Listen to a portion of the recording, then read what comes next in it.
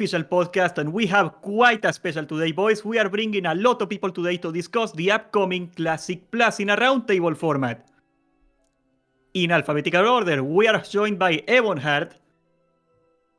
Hey everybody. Hammerdance. Yo, what's going on, guys? Hello, J-Tello. Much love to you. And NOHITJEROME. Yo, guys, what's up?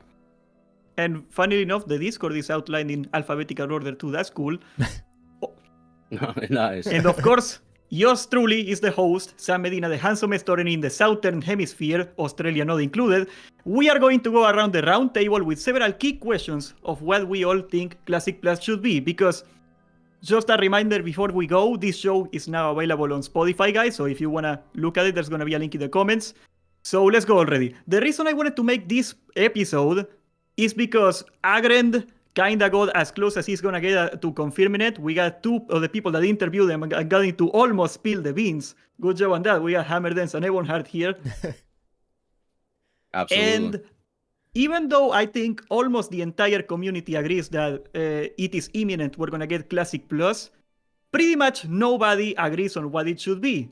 So I brought the cutest 4 boys that Warcraft can muster to answer that question.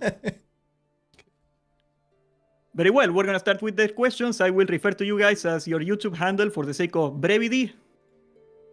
Sounds the first good. question is going to be, Season of Discovery was an experiment to see what's going to work for Classic Plus. That's what Agren said essentially in your guys' interviews. However, we found there is a ton of things that didn't work at all. So from Season of Discovery, what is one thing that you never, ever want to see in Classic Plus? Ebonheart, you got the floor. So for me in particular, I've always said that Season of Discovery is an experiment. I said it from the beginning, even when everybody said it was Classic Plus. I always thought it was an experiment. But the one thing I don't want them to bring back is, for example, incursions or things that trivialize the meaning of Classic, I guess, where things are like, this is the best way to level, the most best gear, most efficient, gold farm, etc. I don't mind there being a very fast way to level if it gives you nothing else. So you get no gold, no gear, no nothing. So you're level 60 with 0. Would it be fun? Interesting, maybe, but like, it's okay to add faster or better things, just not one thing that gives every single thing possible with one form of gameplay. So no incursions, but just keep experimenting, just not incursions in this case. Very well. That's an interesting thing. I think most people will agree with that one. So Hammerdance, what is your take on it? Yeah, I mean, I'm going to 100% agree with Ebonheart there and echo that incursions, I guess I think about it a little bit differently. I personally wouldn't want them in at all, right? I think for me, it's super important for Classic to maintain what, like, you know, the appeal of Classic, the bulk of the game, what people loved and enjoyed the most was the leveling and being out in the world, right? Like, Classic Endgame is fun, but the majority of the game was designed to be like the leveling and like the adventure, right? So to me, incursions completely like kind of take away from that. But aside from that, one thing that I really wouldn't want to see in Classic Plus would be the I don't know, I forget what they called it back in when this was first coming out, but the like locking the leveling behind phases, right? Banded phases. Yeah, that. I feel you. I liked it in the beginning. I did really like it when we were in phase 1 at level 25, but I do think it really contributed a lot to a lot of negative feelings towards the game. It made a lot of people get burnt out. It made a lot of people quit. And then for other people who really like, there's a lot of people who play Classic to level, right? Like that's the way they play the game. Some people don't even step foot in raids or anything like that. They level and then they, you know, AFK in Alterac Valley for the entire life of their character, and that's what they enjoy. And I think everyone should be able to do that. And I think with like locking the phases behind like those level brackets, that was a killer for me. I did not like it after phase 1. No, true. Yeah, Absolutely. I will agree with that 100%. Telo, is there anything else you would remove from Season of Discovery? I mean, let's pack this game up. And besides that, though, I mean, let me tell you something, brother. I mean, honestly, I love SOD, right? And like, I think what the Hammer said and Evan said is absolutely right. You know, the incursions is one thing that I felt like forced people into a bubble without actually experimenting outside of that bubble and going to the classic things that we always loved, like, you know, dungeons and grinding with our friends and going through the open world. I think, you know, besides the incursions itself, that's something like if they were to ever come back to that idea, maybe, you know, go back to the drawing board and let's think a little bit more critically on how we actually express incursions and maybe reinvent them within dungeons themselves, so you keep players in the dungeons and have some type of new formed way where the content of the dungeons are changed based on the incursions within the dungeons to keep players in dungeons. But I think the main two things of my concern is, though, besides incursions, is I would love to see, you know, more support for like the events, you know, for example, like, you know, Ashenvale, you know, I've always been a bit advocate for the support of these events that are now dying out, you know, Ashenvale, and STV and stuff like that. Now, whether they come back in Classic Plus or some form of event, I would just like to see continuous support for events that either A, have no more players playing them because players moved on because of the level gap, and B, also those vendors to be updated with possible new rewards to incentivize players to come back to those vendors and actually continue doing the events, keeping the LFG popping and keeping the community, you know, fed, pretty much. You know, one thing that I find really strange, now that you mention it, how come they update STV loot every phase, but they didn't do that for Ashenvale? I don't know, I always found that was very weird. Yeah, I don't know, man. I'm really looking forward to the future to see if they ever, you know, decide to take care of it more with Inside or even within Classic Plus, if they ever decide to bring those back or not bring it back. But that's just my thing. Very well. No hit, Jerome. Choppity choppity. What you gonna chop? I don't have an axe. I gotta for me, this is basically the Path of Exile model. So every single version, every single season, we're getting some stuff that we like, some stuff we don't like. So pretty universally, everybody is like, okay, we don't like incursions. But for example, the Real system, I would have loved to see that in Phase 1 and Phase 2. So there's little things we're going to take out, little things we're going to leave. To me, the biggest one is the rune system. Just the way it's really hard to get alts to get the runes. Like, they still haven't fixed that yet. That's something that if they fix that earlier on, I think we'd have a lot more people playing. Just the idea of, like, I never got the melee runes for melee hunter, so I just never played that spec. And at this point, it's just too much effort to do it. So I think that's part of the reason we see the drop off, is that the runes are like just kind of annoying to go get them. Yeah, I agree. There's some more annoying 100%. every phase. Yeah. The rune grind is terrible. It's horrible. It is, it's yeah. so bad. It doesn't incentivize players wanting to come back to it. Nope. And it's actually stopping me from playing alts, to be completely honest. Yeah, it's agree. fun the I very agree. first time you get your runes. It's kind of interesting. Then on your second, like the Dark Rider's rune, I've done it once. I'm never doing it again. That's the one you need for melee hunter. That's why I'm not playing it. So It's almost a question whether they should make it just like more of like an account bound thing where like you did it once on the character, you accomplish your goals all the way to, you know, the last level. Now you get to have the, you know, easier access, like they kind of like did back in even the days with like Diablo. If you guys ever played like, you know, a lot of the older Diablos, if you completed your journey, then you had adventure mode. And then like through adventure mode, you were able to now, because you already beat the core game, now your other alts can have a better access to getting these little things, but of course not the end goal things. You still need to communicate. You still got to go to LFG, you know, do a pug every MC or whatever, but just making an easier access for alts. I 100% agree on that on all accounts. I mean, Agron did say they were planning on adding a way to get runes later on. They just ran out of time for Phase 4's launch. I just hope it doesn't last, like doesn't come out in Phase 6, like with AQ. Like, hopefully this phase, because I know people would love to level the alts, but like just the daunting grind of runes is just... Yeah. Just let us It's buy him at the trainer at this point. Like, not like, you know, that discovery aspect is gone. Really, that's been gone since Phase 1. I mean, most people just opened up Wowhead and went and got their runes when they were found, right? Even in Phase 1. So let's be real. Like, I think if you just put them on the trainer as regular spells that you can just go purchase, people would make so many more alts, myself included. you're telling me you didn't individually discover every single one of your runes by yourself? No, the only rune We had to I've pretend ever that for so long. I found one rune without reading a Wowhead guide on launch day, and that was Seal of Martyrdom. And that was fun. It was a lot of fun to like figure that whole thing out with like a group of paladins in my guild. But other than that, I haven't found any runes. Yeah, there was no discovery. Like people were telling on the Druid, when the Druid rune, within the first 10 minutes, people were yelling, this is how you get it in general, in the Tauren leveling zone. So there was no discovery. But phase 1 was fun because of that too. Like everybody It just was, yelling, and it was like Mhm. chaotic. It's like, wait, there's a book in a basement in the cathedral. Where's it Yeah, at? yeah. Like, Literal everyone's Barrens just chat. yelling. We had the Yeah. best Barrens chat, bro. Oh no, it's great. Phase 1 was great. Well, It at least was. with like finding the was. runes, there was so much fun things going on. Yeah. Everybody was reckless, and even Wowhead was like, they're like, give us some time, give us some time, you know. But it was pretty fun, yeah. Very well. We got another question that I think is gonna be a little interesting to you guys. In one sentence, how would you define what you think Classic Plus should be? Everyone heard? You got the floor. Yeah, just one sentence is kind of hard, but vanilla WoW with some slight quality of life changes, but finished. That's the shortest way I could describe it, essentially. Finished product from Blizzard. That is very ambitious. I don't think I've seen one of those before. That's a tough one. Hammer, what would be your sentence? Yeah, I would say vanilla WoW. Again, like what Ebenhard said, with some quality of life changes and more content. Right, the game was successful and everyone loved it for so many years. Just expand on it. And actually, here's my one sentence, one word: old school RuneScape.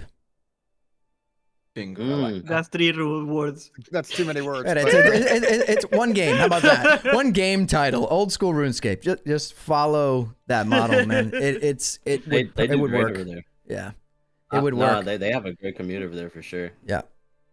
Absolutely. I mean, I don't know. Would you guys think the voting system would work though in WoW?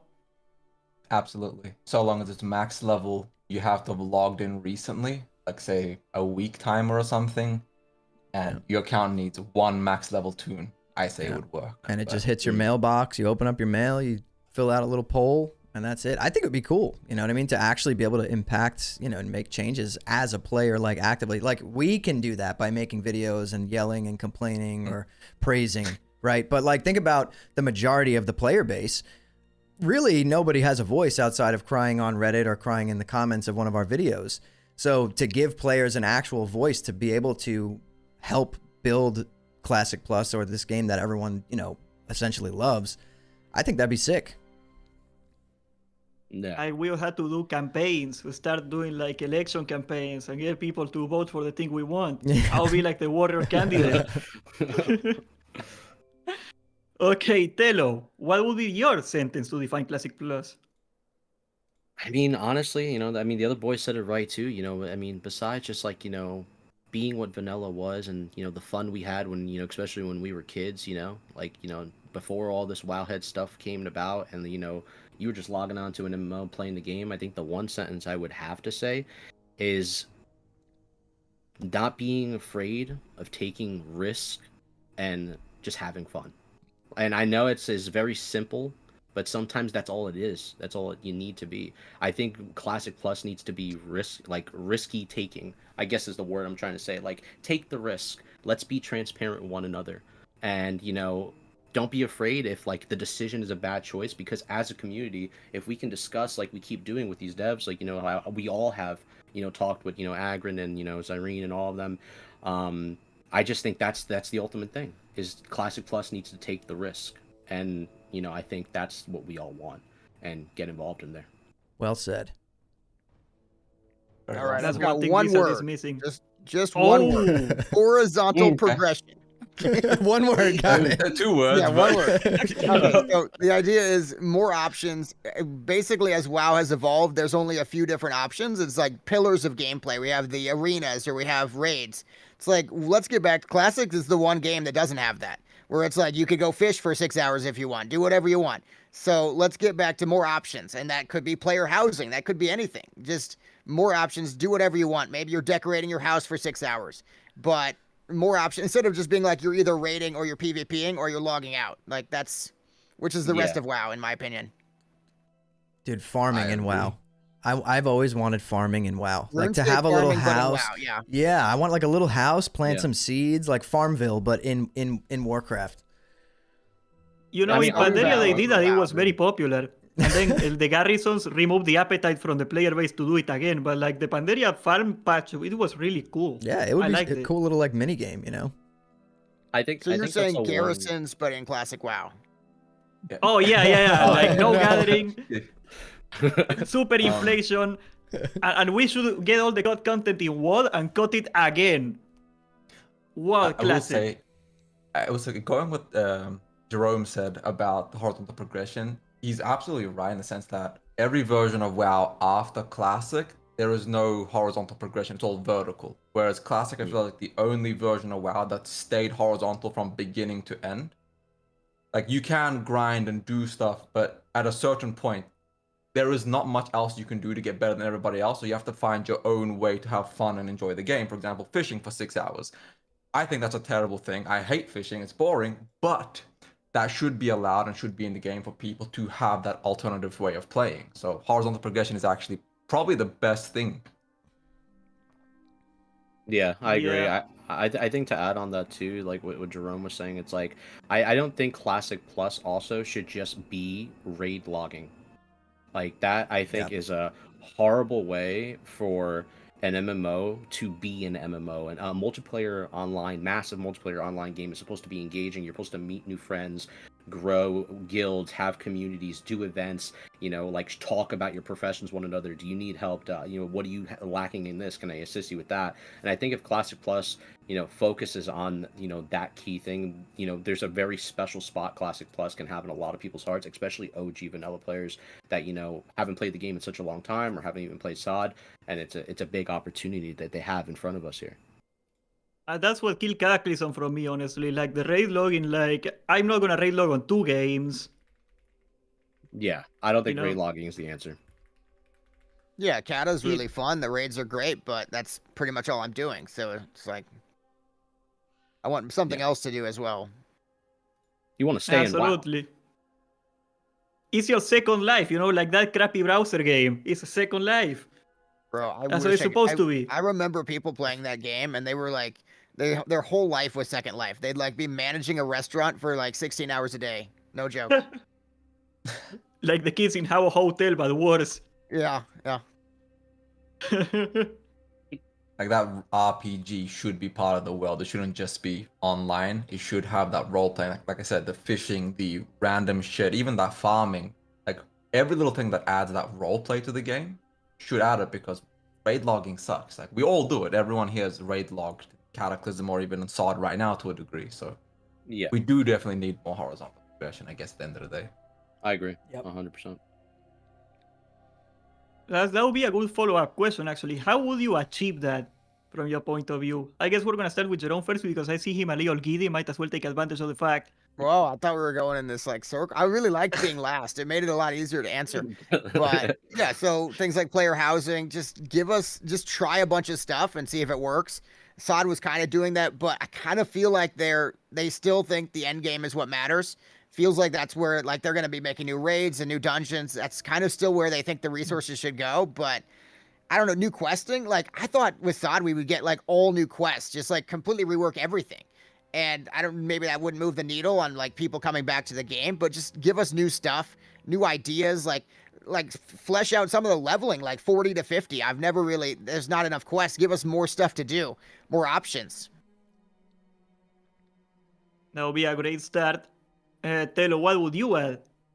I mean, honestly, I think one of the key things that I've noticed that people have an issue with before you add something is that they think that SOD or eventually Classic Plus, people are trying to make retail out of the old school game. And like, the minute you start having the conversation, it's like, oh, well, you want to add this, you want to add that.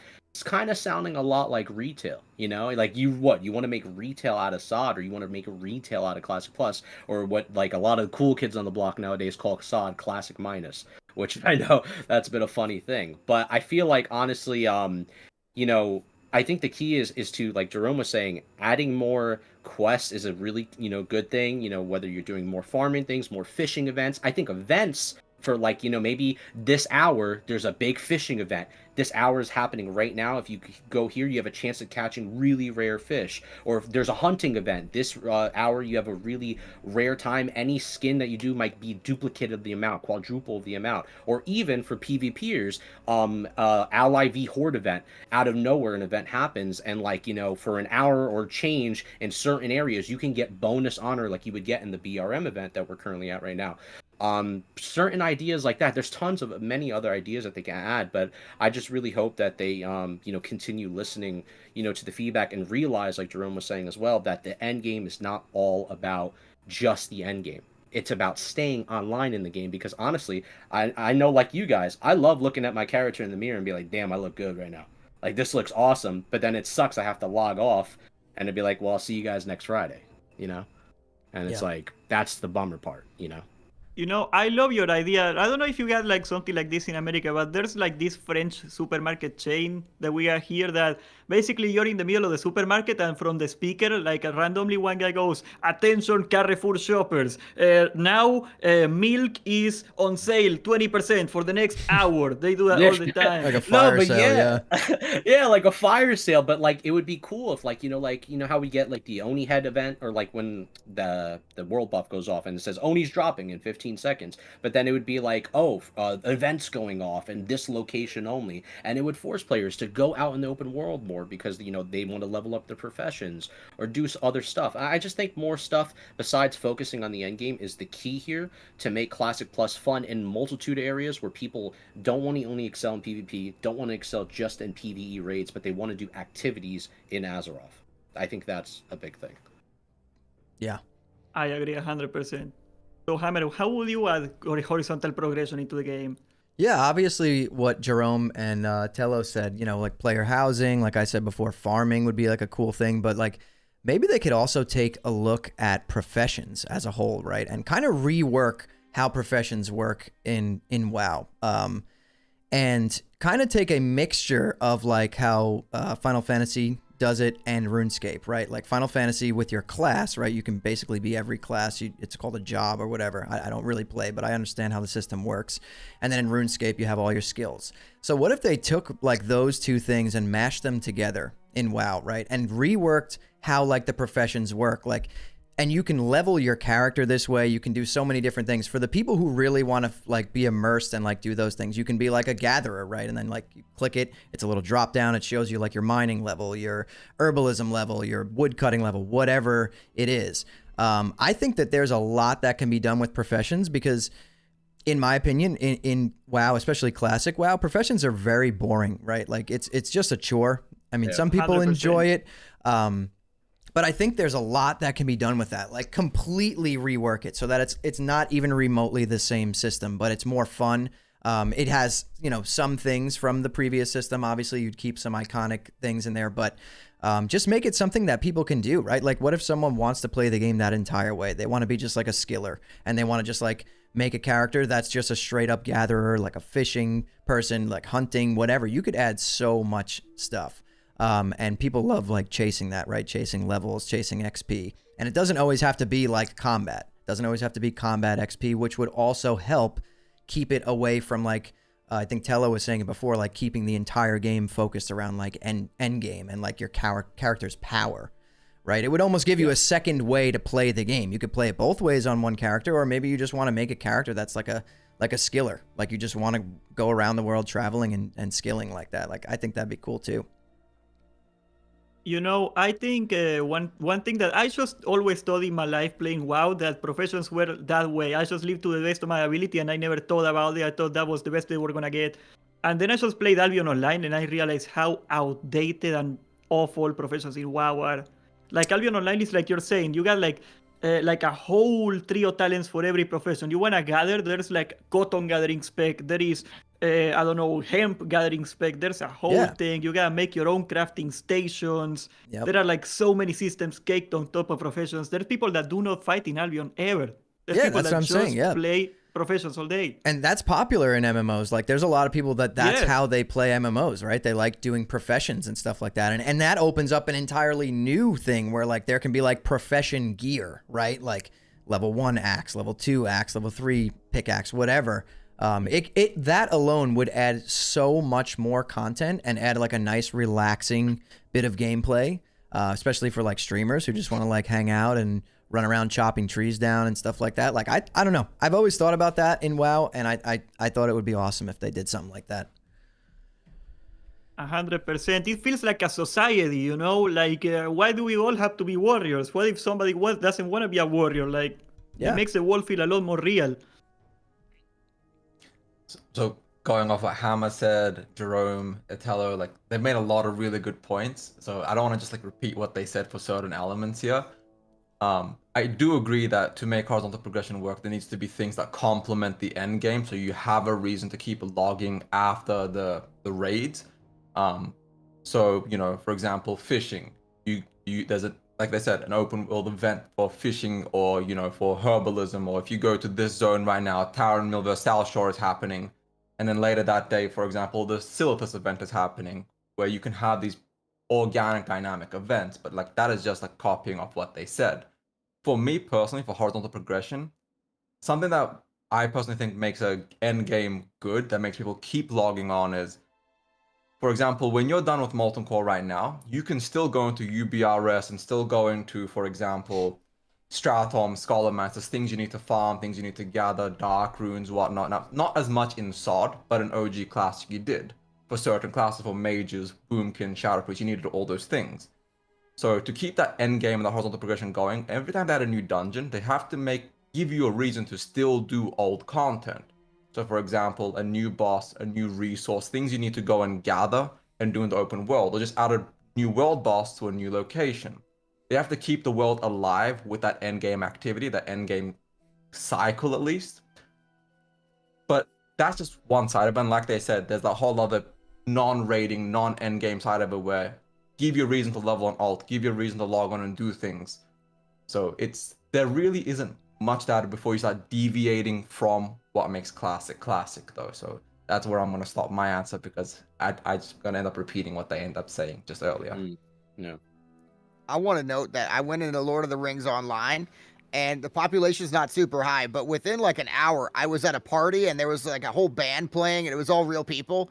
And it's just like, that's the same thing with Final Fantasy. Like you see, like whenever Asmongold plays, it's like the community aspect. Like just give us more things we can play around with, and I bet the whole community would be around that. So, like events are a great example, but there's a lot of potential. Other games are doing it better right now in terms of the community stuff. No, Yeah, yeah, you know, 100%. like... Sorry, Telo, go ahead.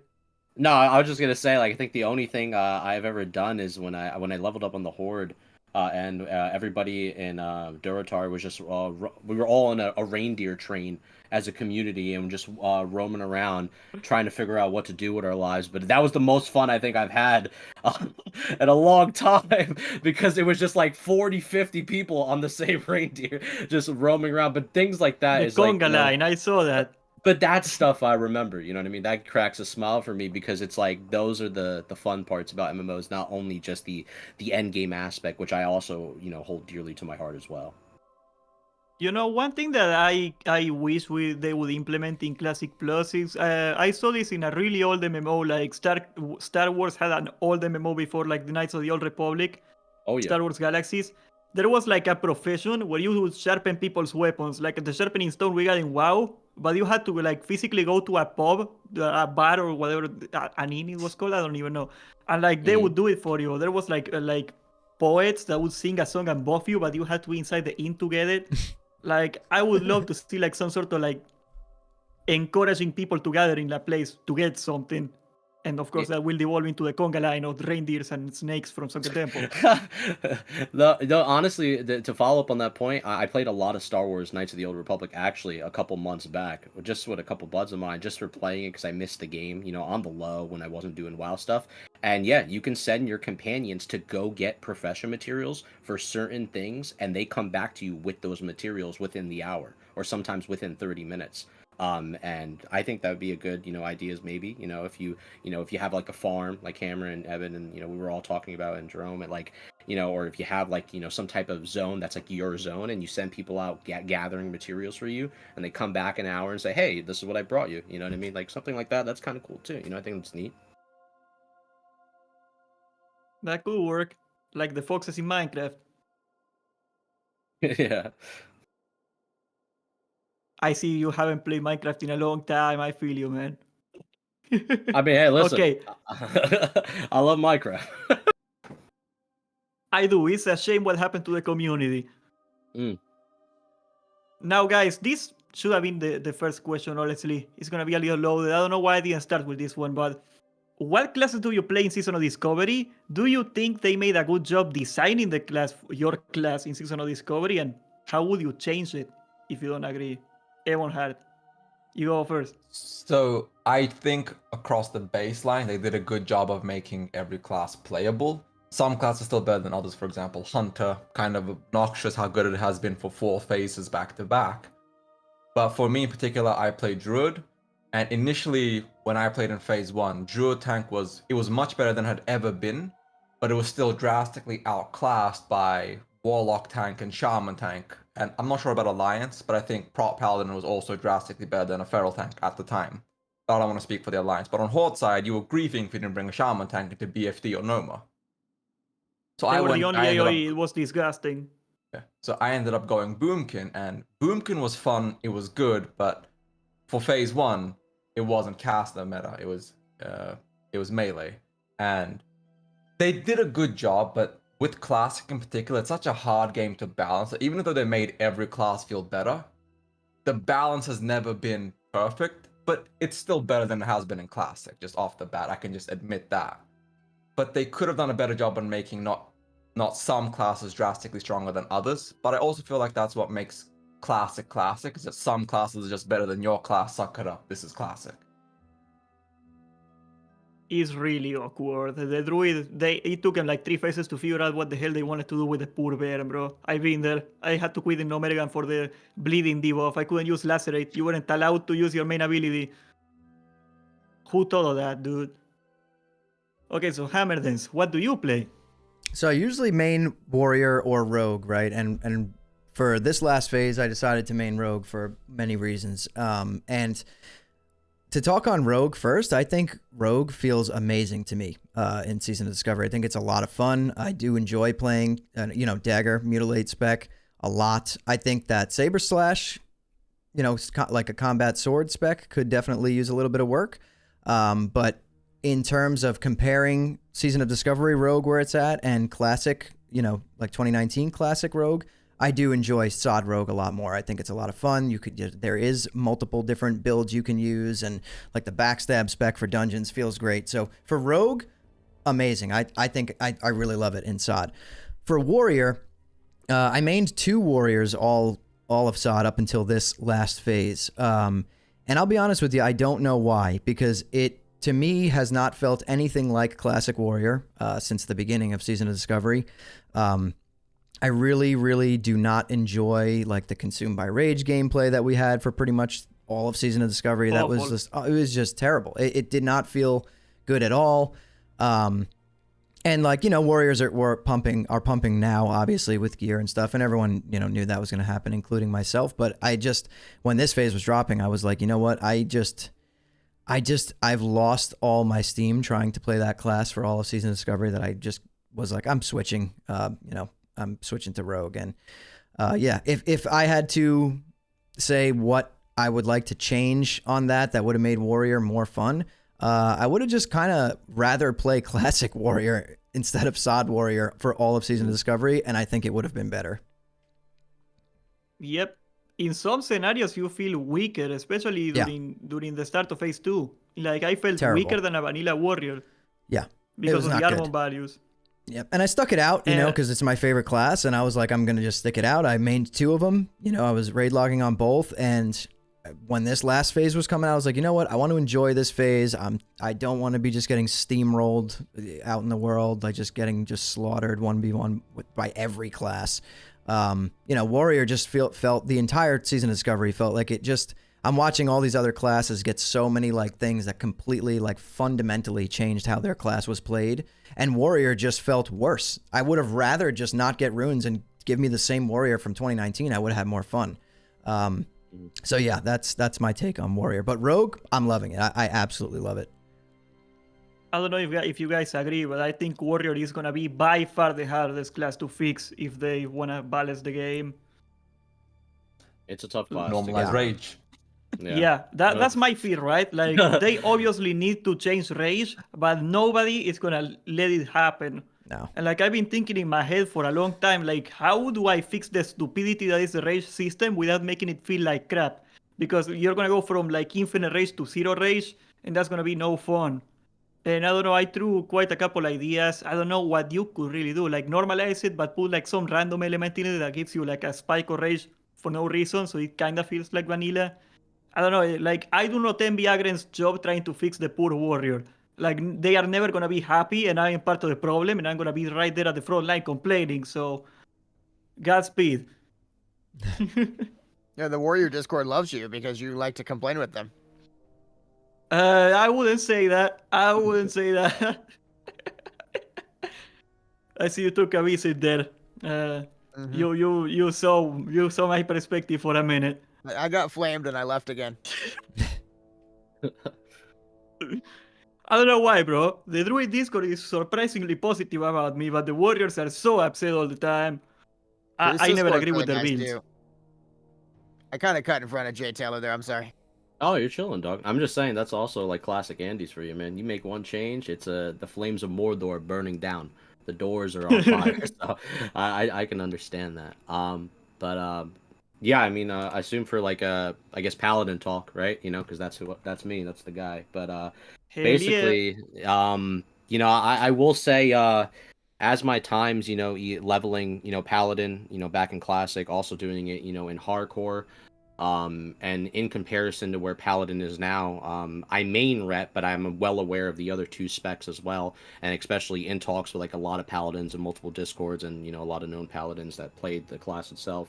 And the thing is that I feel like rep Paladin specifically right now, meter wise, like obviously on the damage side, yeah, we don't look too great, but we shine in a lot of areas that brings a lot of great utility and support to the raid, that keeps the raid pushing, keeps the raid going, and helps out a sure damn lot, and especially when it comes to like terms of like, you know, using stuff like Seal of Martyrdom.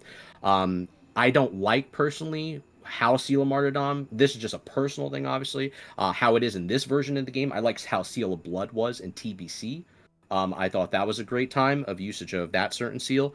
And I also am a fan of twisting, but I'm also a fan of the exiting game style of Wrath on how it is where you're just spamming exit. And I didn't like it at first, but it's kind of growing on me now with the items that they've gave us this phase, like, you know, especially like weapons like Typhoon and, you know, Arcanite Champion and stuff like that. But overall, I will say the Paladin is in a very interesting spot, but there are a lot of people that feel like that Paladins don't get a lot of love, right? And you could see, for an example, with the last patch notes, you know, Holy Paladins kind of got the shaft for 3 lockouts. They were dominating with Divine Light. And Agrind, you know, made a post, I believe it was like last month or a couple months back, saying, you know, I have to admit, we did Holy Paladins dirty. We didn't give them no chest rune slot for any Holy Paladin support for 3 phases. They were on the back end, arguably not the best healer on the ally side. Resto Druids were dominating. Priests were still dominating, and much love to them. I have no hate for those classes.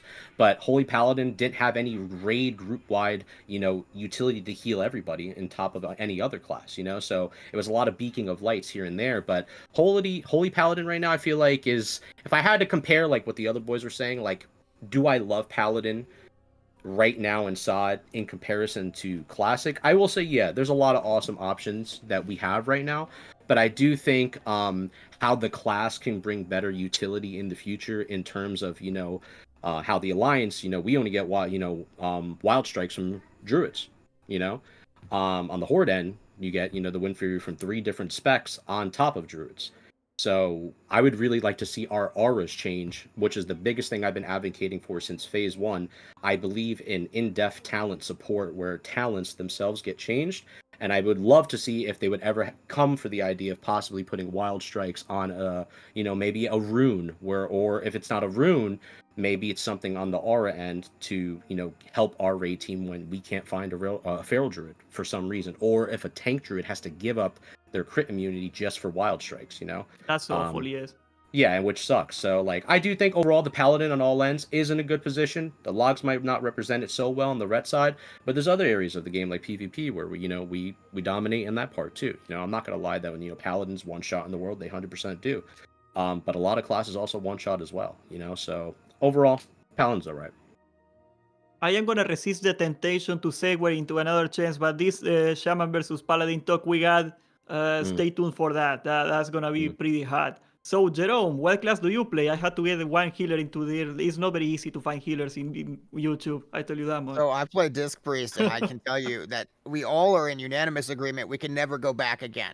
The Dispersion, the Prayer of Mending, the Circle of Healing, the Penance, every single spell we have feels 100% necessary. We can't go back.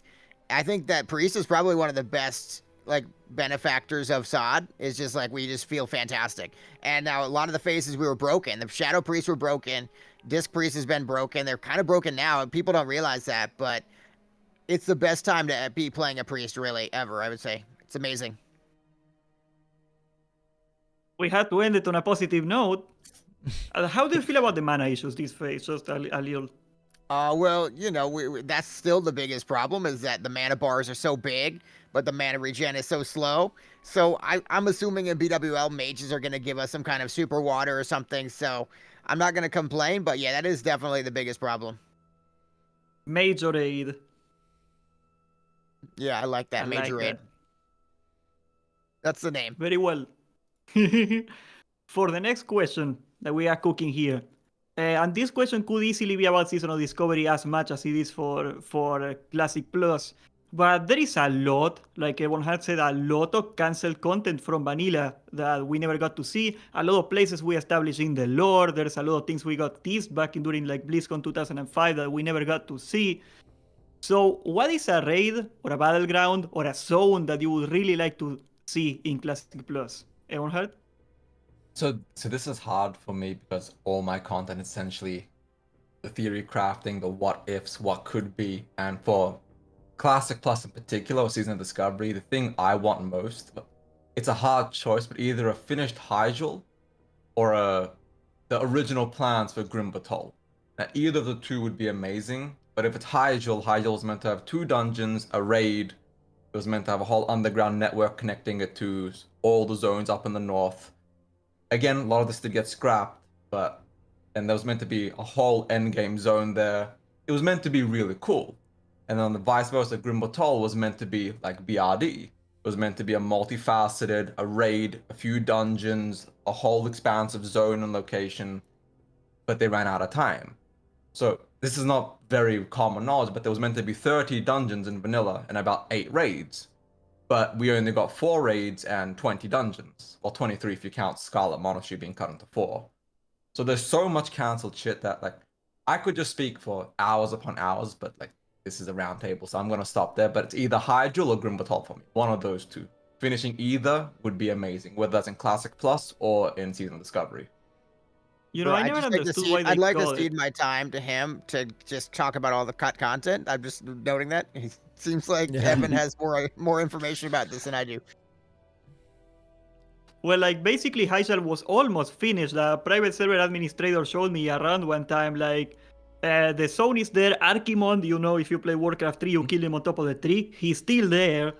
And the Onyxia entrance was supposed to be in Hyjal, actually, which I don't think it makes much sense. So the Onyxia entrance is just a placeholder raid icon. So the first raid they ever made was Onyxia. That was the first piece of content they ever really finished for endgame tuning. That's what they tested the raiding on and all those systems on, was Onyxia.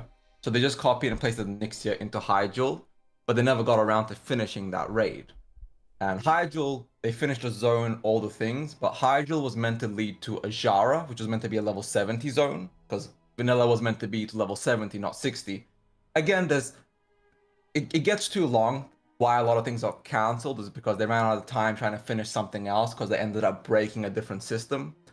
So, for example, the Eastern Kingdoms and Kalimdor was so mixed-matched and unevenly developed that they ran out of time, and that's why Kalimdor is so bare bones.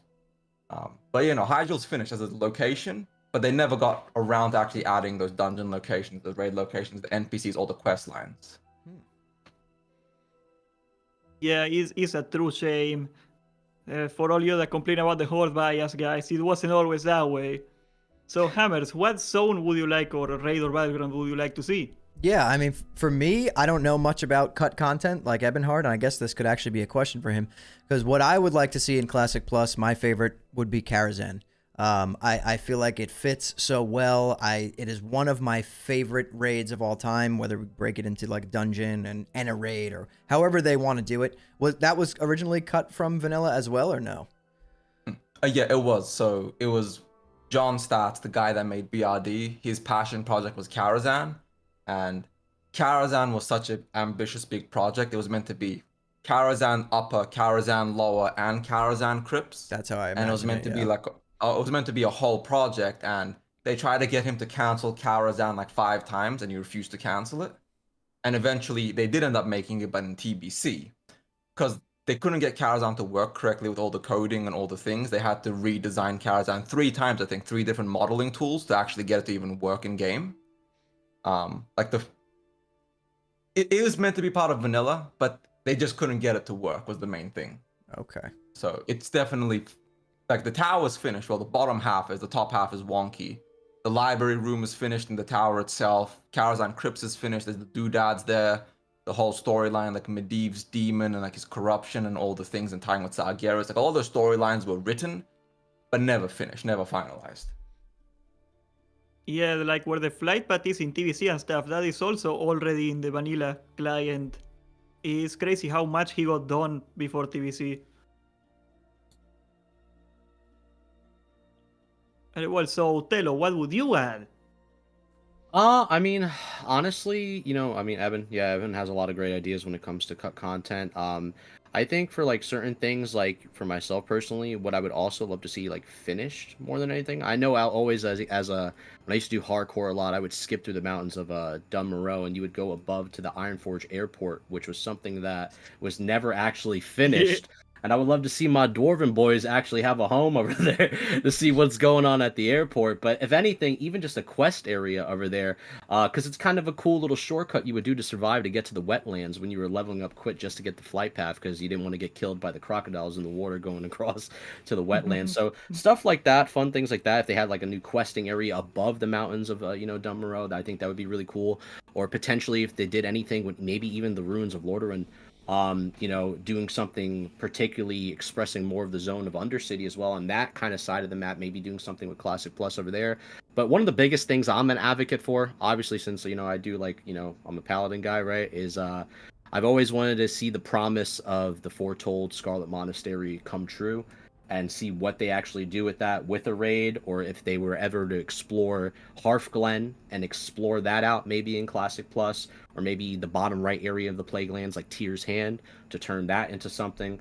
Those are always something. Those have been one of my favorite enemies. Like I'm a big fan of like the whole lore behind the Scarlet Crusade and everything with that. So I would really like to see them express a lot of things going with the Plaguelands if they were ever to do something in Classic Plus in general. Obviously, they're not going to do in SOD, but if they do, who knows? I don't know. That's to be determined. I don't know what's cooking over there at the the Blizzard headquarters, but leave it at that. We saw it on the trailer. Gotta deliver, Agren. Don't want to make Telo a liar, do you? Bro, make it happen, brother. I'll send all the gold. Let me know, Agren. I'll send all the gold. So, Chero, what would you have? I'll do it. Just make it happen. So I'm looking at these lists, and first of all, if anybody watching this just wants to really get in here, there's so much cut content. Like, it's unbelievable. Like, there's 20 different zones. I mean, there's so much that was cut. It's insane. So I would say Caverns of Time. So maybe you go back and redo Caverns of Time, new dungeons, maybe some like going back in time, going back to Gul'dan, doing crazy. I don't know what they're gonna do. Just make it really cool, make it like really fan servicey, sort of like what they did back in TBC, but like take it up another level. 100%. Yeah, absolutely. Yeah, I remember the Swifty video he was in there in Vanilla. That was really cool. It's a really cool location. It was meant to be in vanilla. Black Morass was finished. Yep. It's already in the game right now. You can go into Black Morass, but John Stats didn't like Karazhan at Caverns of Time. He hated it, so they pushed it back. I'm pretty sure that's what happened there. It makes me respect him more if he didn't like Black Morass. That's good. No, he hated caverns of time. He thought it was gimmicky and it took away from Me, Warcraft to add caverns of time. So I cannot believe that. You know, is it like the first in Caverns of Time in like some dungeon that is in the files of the game? Isn't like the first zone in TBC? What's the name of the Hellfire Peninsula in it? Yeah. Is it? Yeah, old Outlands or yeah. something. I'm reading about this. Yeah. So Yeah, technically, Outlands could be in Classic Plus. Yeah, they started be Hellfire Peninsula. It was some of the original ideas back when they were designing vanilla. Chris Metzen essentially gave everybody creative freedom. If you had a good idea and you could make it, he just said, go ahead, do your best. And a lot of people's ideas got cancelled and failed. For example, the Emerald Dream, they couldn't make it work. Outland, they realized it was too much effort and energy and there was so much content they had to get within a release date. But Outland was meant to be like the Illidari. If you go back far enough into the alpha, the pre-alpha, it was meant to be Scourge as a playable race, Illidari as a playable faction, all these things, and it's just like that shit got cut very early on.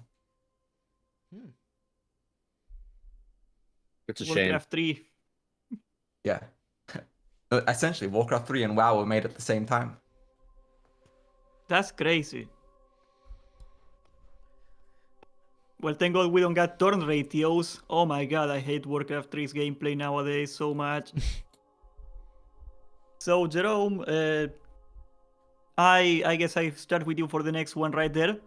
This is gonna be a fast one, okay? I just saw it in chat and I got to do it.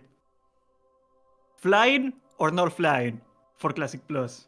Absolutely no flying. Flying takes away from so much of the game. I think Classic, the whole point of it is really slow travel. Like, it takes me half an hour to make a group and get everybody there, and that's part of the charm. I think the more efficient you make it, it just turns into retail. It just turns into doing the raids and logging out again. No flying. Agree. Telo? Yeah, I agree. Yeah, I don't think flying is the answer. I mean, don't get me wrong. We all played World of Warcraft in here, and we've had many journeys and experiences as we went on with each expansion, and each one had their own charm, even though some of those expansions were not what we hoped they were, but they had their own charm to it. And obviously, when we got to TBC, we had that experience of flying. It was crazy then, and it was expensive then as well to get your epic flying. But I think the beauty about vanilla and classic, just in SOD in general, is the fact that I can go in the open world and I could see some guy that I met the other night, and I'm like, wait, didn't I just dungeon with you? I know who you are. Or like, wait a second, that's the dude that ganked me like in STV when I was just trying to go hand in my quest. Let's get that guy. And I like the fact that there's that that sense of community, that sense of like on the ground movement, boots on the ground style of like going around the world, experiencing journeys. And yeah, I'm all for just ground mounts, to be honest. That's why I hate layering so freaking much, dude. Like that, not knowing the people in your world, I hate it. I mean, layering. So Hammer, I think I know you. Yeah. Yeah. Oh yeah. I don't think like the reason I don't want to go under layering is because like that's a technology limitation and they will not concede to it. Like I think they know it's pretty obvious by now that everybody hates it. So I don't know. Like that's a server problem though. That's not a game design problem. So I am afraid we're gonna have to live with it. No. Sad. I'm pretty sure I know your boat, Hammer, but Oh yeah. can you say for the camera? Completely against flying.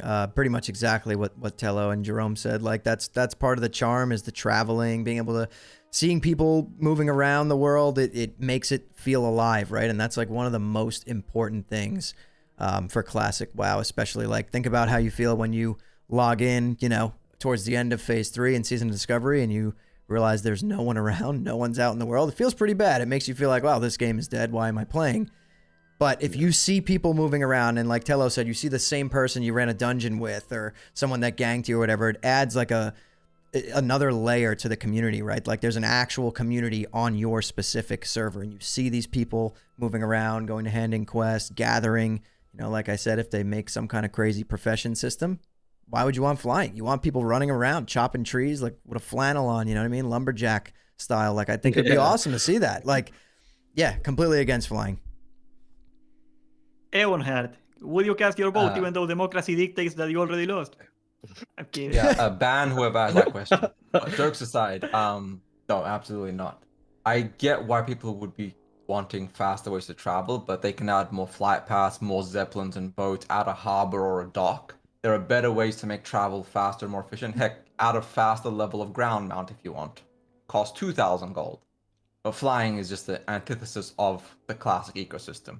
It just kills the world that makes classic. So Yeah. hard no. Yeah, Dude, I think the entire yeah. community can agree.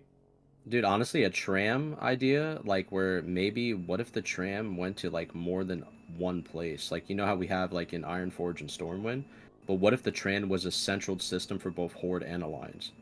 And it was something else that Actually- went to other areas where like you could see everybody at. Hell, what if we could fight in the train station? Yeah, I see him giggling right now.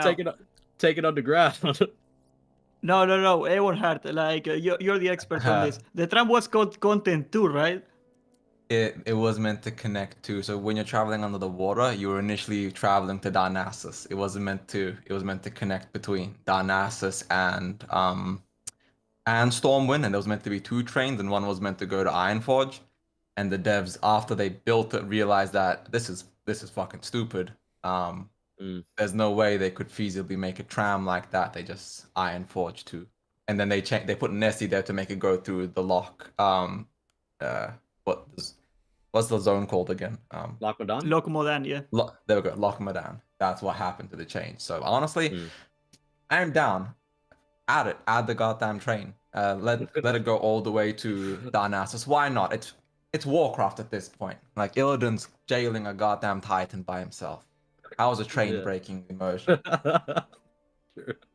I just want to note that I just vehemently was opposed to flying, and I've bought like 900 summons this phase, so I don't know really what that means exactly, but We're hypocrites. That's what it means. But Yeah. I mean, we've all bought summons, of course, just to get one way or another. Oh, yeah. So I get that. Don't stress that. Listen, sometimes you got to take the L, but I'll wear that proudly. Where's my warlocks? You know, I like Asmongold, he said it very well like a long time ago when Elifar got added to the game, we're talking like 10 years ago. Like the way he said it was, if they put a button that gave you all the gear for free in the game, I would say remove that button, but I would also press it. I think that's basically summons. Yeah. It's stupid, but gonna take advantage of it. I mean, Like I'd cook warriors. it. I would shit talk the entire time, and I'd say this is terrible, but I'd hit it on every single ult. Yeah, of course. Absolutely. Of course. I think we can also do a yay or nay here really quick now that we're on the voting flag. Onyxia Graveyard. Why is it the hell away from the entire zone? Can we get a new graveyard? Oh. it builds character and it's fun for people to run back. Building I think- character, yes. Fun, no. I think it should tell you watch the freaking whelps. I don't want to curse on the stream, but watch the whelps and do your job. You might not have to pack your butt up and come back to Onyxia if you just did your job. Yeah. But I have never seen an Onyxia pug that didn't wipe this phase, so I'm not really sure if that's really gonna happen. But Of course. It's hard, That's bro. funny. People don't stun the ad. It's not even the ads. If people like I've said this before, I don't understand how some people can get to 60 and get raid geared and just perform how they do. So I think the graveyard should be closer just because pugs make me very upset, to put it like. I didn't even know the graveyard was that bad until Season of Discovery Phase 4. Like I never really thought about it. Like, yeah, I'm sure I wiped a bunch of times, but not like this. I'm dying a lot in Oni Pugs, so it's unbelievable. Actually, like, yeah, If you dude. run with, if you There's pugs that run I've been with in where your- we don't finish and we just spend like back to back. Like I'll be like, all right, tonight I'm doing Oni. Like I'm getting this together. I'm getting everyone together. I'm gonna build like a good comp just to make up for like people not knowing what they're doing. Wipe 4 times in a row. Group falls apart. All right, I'll try again tomorrow. Try again tomorrow. Same thing. So collectively, like 3-4 hours wasted of trying to do Oni with a pug. Like it's driving me out of control. This stream is live, so I bet you there is people wiping to Onyxia right now as we speak. Definitely. right now, And they are this probably exact moment, thinking, yeah. More people are at this wiping exact than moment, down here. I'm wiping to Onyxia. I mean, it's not hard. It's just No. like every Onyxia pug I've been in, it's like 5 people are doing most of the damage to a Nixie, and there's like 15 people just getting carried to the finish line. You see one guy just running, he runs into a group of people, gets fireballed, everyone dies. Like, it's awesome. It's so good. Oh, it's great. Especially if you're a and it's tanker, you always got players. fire res. Because you don't get punished for it, so you got no incentive to learn. I don't know, don't ask me how I know. It's always players, man. It's never, and it's the thing. It's like they want to blame something, but they don't want to point to the fact that, hey, you didn't kill the whelps. You have fireball on you. That maybe it's a good idea to tell everybody you got the fireball on you. It might be a good idea. Just me though, just letting you know. But it is what it is. That little German guy that was so upset. Now we know what he meant. I get people it. made fun of him.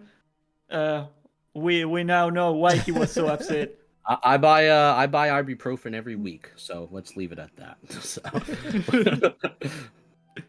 I heard that guy plays League of Legends now. Can you imagine his poor teammates? Oh gosh, League's whole nother animal. No comment. I think there was a follow-up interview with him where he was upset and felt like he was taken out of context or something. Like I think there was like a whole they went back to him years later. Like he doesn't want to be known as an angry guy, and yet it's just one little clip, Oh, what, from the DBM? There was sound? like 4 wipes on DBM 4 sound. videos. Oh, dude, I think that shit is so funny. Excuse my language, but I just think it's so funny, dude. Like he's just screaming the whole time, and I'm looking at my DBM. I'm like, what's going on over here, bro? Like, is that someone in the Discord or is that DBM? It's so funny. That gets me every time. Honestly, if anything, if I was him, I'd be listen, man, it's a good laugh. You're iconic for Oni, if anything. Yeah, I mean, I hope they do the same for Razorgore, because he also has a video on Razorgore wiping on that one. It wasn't an isolated occasion, okay? I saw that interview that you're talking about. I think Wowhead did only it. like 4 it or wasn't 10 an times at insulated incident, okay? That's not true. It only happened every raid he was ever in. Okay, it's not that many times. Yes. Oh, Oh man, it's just pugs. That's funny, it's man. just pugs. No, that is funny. I love that, man. Very well. I think this one is going to be a little more open, but I think this is something we need to bring up because this probably affects the sustainability of Classic WoW in general. But given the roadmap that Blizzard gave us for Season of Discovery, we're looking at a project that has a 14-month lifespan, more or less. Of course, they delayed Phase 3. I don't know if that's going to make the whole project longer, but they delayed Phase 4. They extended Phase 3, I guess. But do you think 14 months, 12 months, even 18 months is a reasonable time frame for the entire Classic Plus? Do you think it should be longer? How do you feel about the whole lifespan of the project? Evanhard? You mean Classic Plus or Season of Discovery? You said Classic Plus. Well, Season of Discovery, they already made up their mind. But if you're asking how long Classic Plus should be, I think like endless. But the initial from Molten Core to Nax, I think should be 12 months. To give people time to level up. There should be no level bans from the beginning. You should start the game, load into it, get to level 60, spend 3 months in Molten Core, 3 months Blackwing Lair, 1 week in AQ40, and then like 3 months in like Nax. But like and then essentially from there it should be new content, fresh content in every 4 to 6 month cycle. So we should still have that initial vanilla lifespan. So essentially a fresh that's with a lot of changes in this context, and then Classic Plus afterwards. Yeah. Wait, So you're saying no fresh?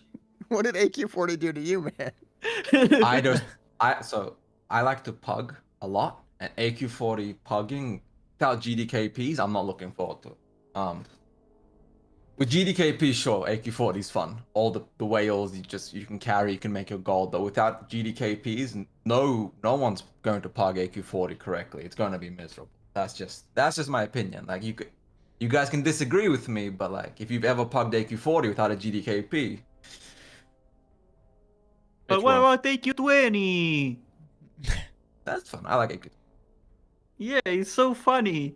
I still got no idea what I do every time I go there, but we kill the bosses, they die, so I think I'm doing alright. So Hammer, do you think it's too long?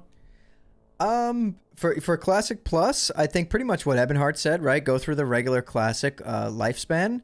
But then, yeah, after that, it should be endless. Like, this should go on for years. just like old school RuneScape. Like there should just be an endless amount of content, like every few months, voted on by the community that comes out, right? Like how good would it feel to be like playing a classic that you know isn't going to end, right? Like we've known every time that we're going to the next expansion, you know, then you end up in Cataclysm. We don't know what's going to happen after Cataclysm, right? Is there going to be MOP? There's not going to be MOP. There's always this like question of like, and that deters a lot of people from playing. And then on the other hand, you have these seasonal, right? We had Season of Mastery, which was alive for like 3 days and it was cool for 3 days. And then Season of Discovery, which was a major step up from Som, in my opinion. But at the end of the day, it's still seasonal. You know it's going to end, right? Even if you get to take these characters and move them to like an evergreen Season of Discovery server, you know, we all know how that's going to end up, right? So I think that we have been playing versions of Classic that are so temporary for so long now that having a live, like permanent version of Classic would feel like next level awesome to me. Like it just needs to not end. Right? It can literally go on forever. Yeah, 100%. Yeah. I gotta say, I'm a little shocked here. I wasn't expecting that answer from you guys at all. I am a bit of a fresh hound. I come from private servers. That was like basically the way WoW was cemented into my mind at this point over the decades. I don't know, Telo, do you feel that way? I 100,000% feel that way, because here's the thing. The one thing I hate the most is walking away from a character that I'm so attached to and then just reliving the memories in my bed and like how I was, you know, once a great warrior in TBC with Deep Thunder and Eye of the Storm, smacking people up in PvP and just having such a blast. And, you know, now, you know, no more hammer, but we got a hammer inside, you know, as a paladin. but to continue what Hammer was saying, because I was actually going to have something else to say, but what he said was so good. And it opened my mind, because it was like, that's exactly it, is continuation. Yeah. And I think that when you have a game that is always continuing, it's no longer this like, all right, the server's being cut off, it's being shut down, and now you have to start anew and, you know, rinse and repeat. You've already done this. Some people get turned off from that idea. It's like, dude, I remember the Classic experience. I don't want to have to rinse and repeat every single thing I just did 20 or 30 times in my lifespan. I mean, you know, it is what it is for some people, but I think the continuation of a server or even just the Classic game itself is perfect, and I think a lot of people want that more or not, with things to do within that game, within that mode. And even like what were the conversation of the time span thing, like you guys were talking about, where like, you know, having this come out at a certain phase or a certain month or a certain day, I don't mind that at all. I've always agreed with the development of games being taken care of from many other development studios for many other games that delay their games because they want to work on them and they want to put more quality of, like, you know, life into the game and more things to do for the players, and have to wait for that delay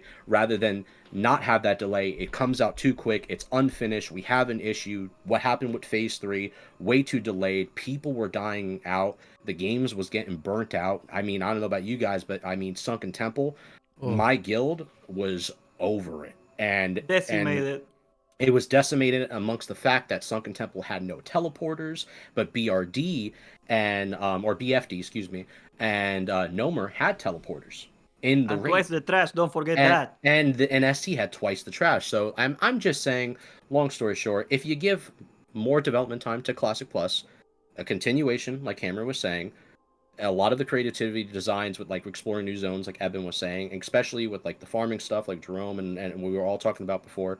I think you can really have something special with a continuation of a constant Classic Plus world, and then the community and events that would come out of it would be endless content, to be honest, for everybody. Yeah. Okay, Jerome, you gotta back me up on this one. You do not want fresh either. Okay, so I want both, and I know that's going to make it even more confusing, but I like the idea of the era that we have right now being like consistently updated every like 3 months or something new coming out. So you'd have to keep that going, and then also having fresh servers, because I've always thought this should be like Path of Exile. Every 3 to 6 months we have a really hype new launch, and maybe I'm selfish for it, but I'd love to have just a fresh launch every so often and have something like where everybody's coming back to the game. So I kind of want both, which is kind of confusing, I guess.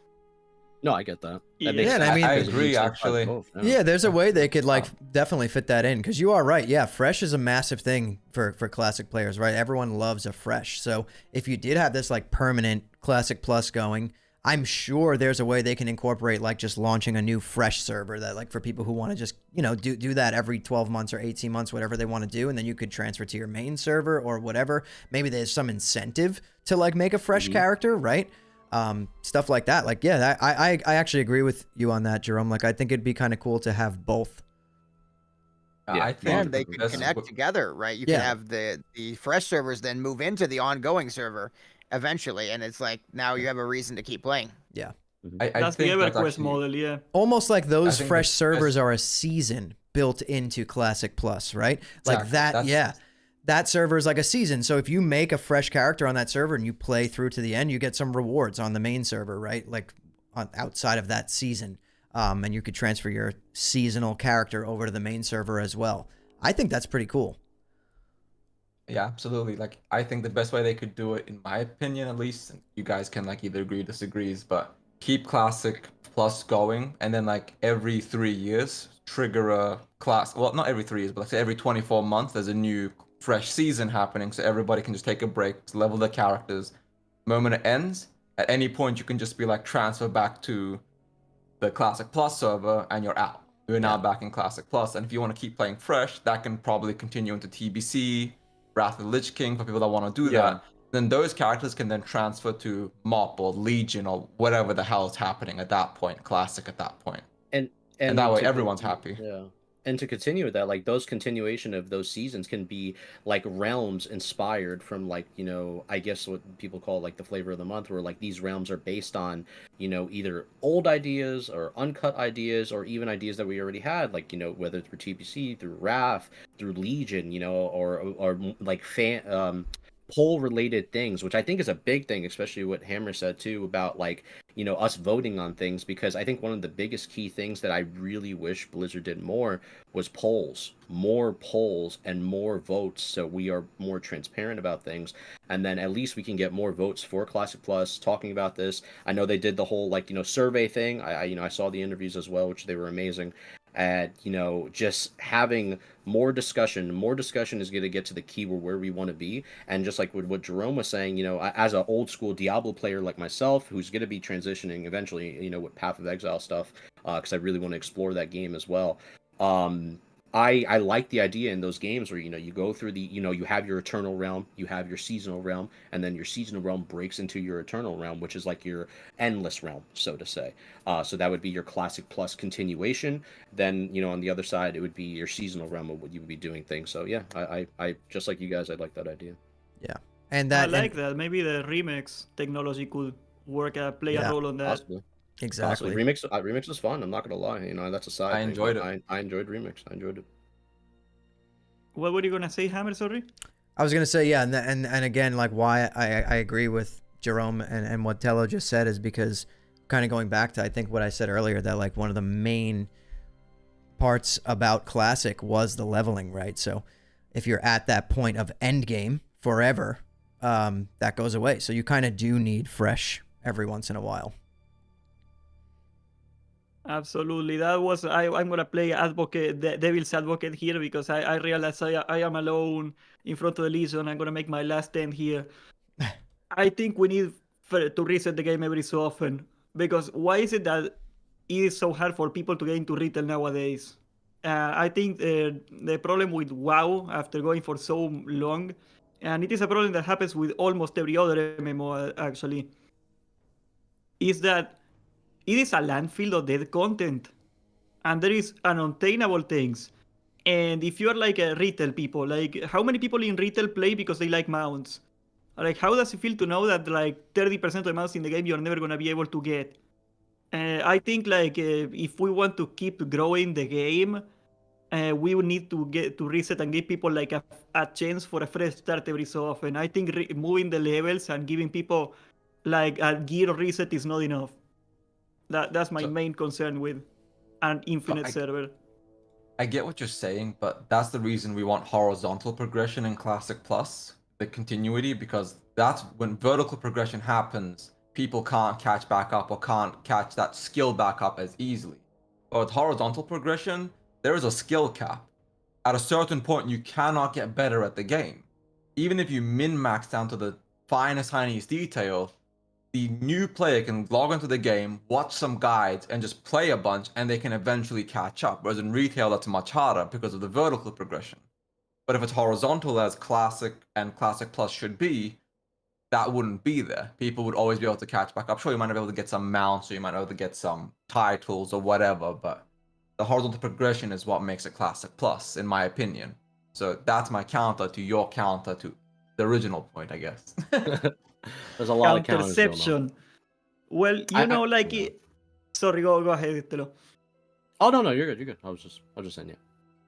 Oh yeah, like I agree with you that if I were to make an MMO from the ground up, I would probably aim for what you're saying with the horizontal progression. And that's basically the reason that I know it works is because Albion Online is basically based on the horizontal progression. Well, I don't know if you could call it horizontal. The talent tree is a circle, but you can go all around the circle with a single character, essentially. My problem with like infinite horizontal progression, I think there is a limit to it because of the class system of the game. Like, as long as we got like locked classes for WoW, and you guys might be open to the idea of like changing like the way classes work in WoW. I don't know, I am not close to the idea, but I think we're limited by like what a single character can do.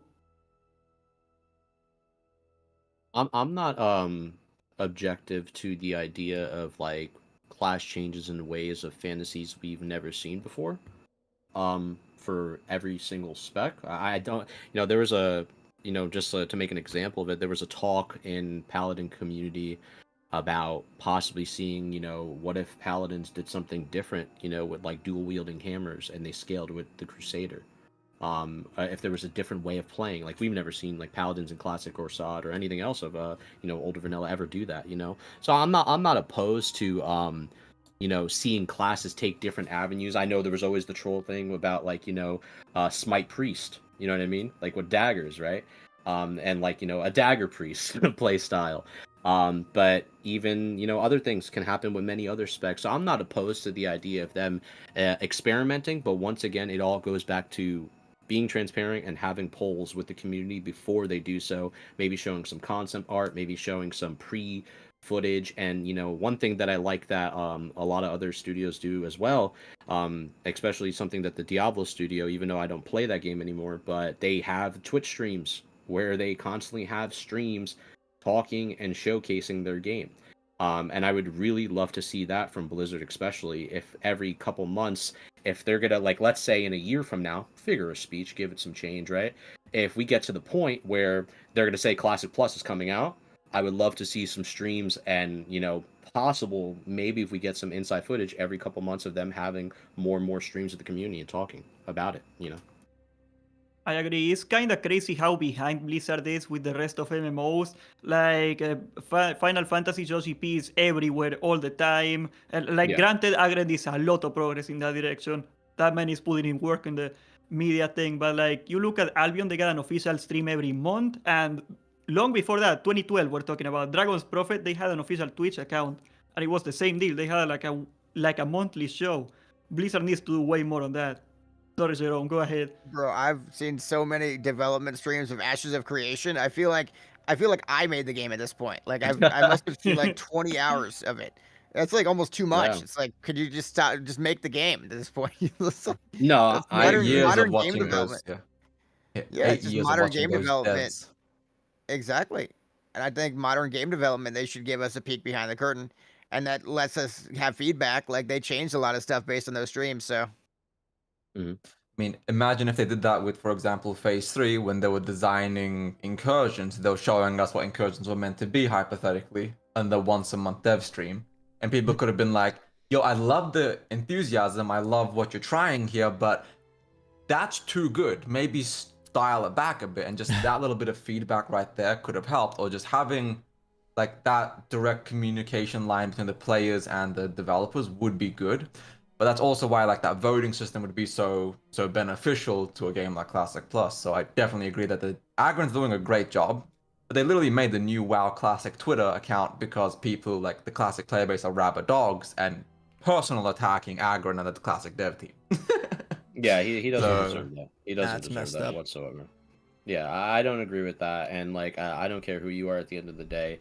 You know, class aside, game aside, we're all, you know, human beings. They have a team where they work on the game. They're just like us, you know. When if anybody has like a job or anything like that, and you know, I give them credit. I think at the end of the day, whether people want to talk, you know, crazy about SOD or not, SOD was a success for a Yeah. lot of people. And Huge. SOD is a 100%. success, and it's the reason we're here even right now, talking at this very moment, because SOD is fun and we all love it. So I think they did a great job. I'm not going to knock them on that part. But yeah, of course, just because you know, a BMW is great, it breaks down sometimes and has problems, and you know, we have to talk about those problems and how can we fix it? How can we make it this thing better? And that's what we're doing, right? Absolutely. 100%. I feel obligated to give this message to the people that are viewing and the people that attack Agrend. One of the reasons that we don't have that feedback on retail anymore is that very similar things happened back when when the forums had like real names and stuff of the developers. One of the many reasons that the retail people are like terrified of the community right now is because of the personal attacks and the threats. And first of all, I think if you are like dumb enough, like insane enough in the head to threaten a guy over how he makes a video game, like I think the police should get involved and they at least should get banned out of Twitter. Yeah. Like it happens way more Yeah, than you I agree. believe. I agree. But if you are upset at the game and you do that, you're only pushing them away more. Like, do you want to go like the Ion Hasikosta route, where like he didn't know that people hated Titan Forcing for 3 expansions because he just cannot go outside anymore? Basically, that's basically how we ended up with retail. Like, please do not do that. You're only hurting the game for everybody when you do that. Absolutely. I agree. Very well. Now, I figured I'd start up some controversy because my ratings are in the toilet, guys. So if you can help me out right here, I'm gonna give you guys a simple question. Okay.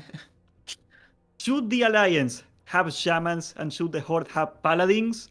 And also, double up there, does that mean Draenei and Blood Elves? Or should we perhaps keep the Horde away from Elves? Because like we gotta keep like influence from bad stuff from our faction.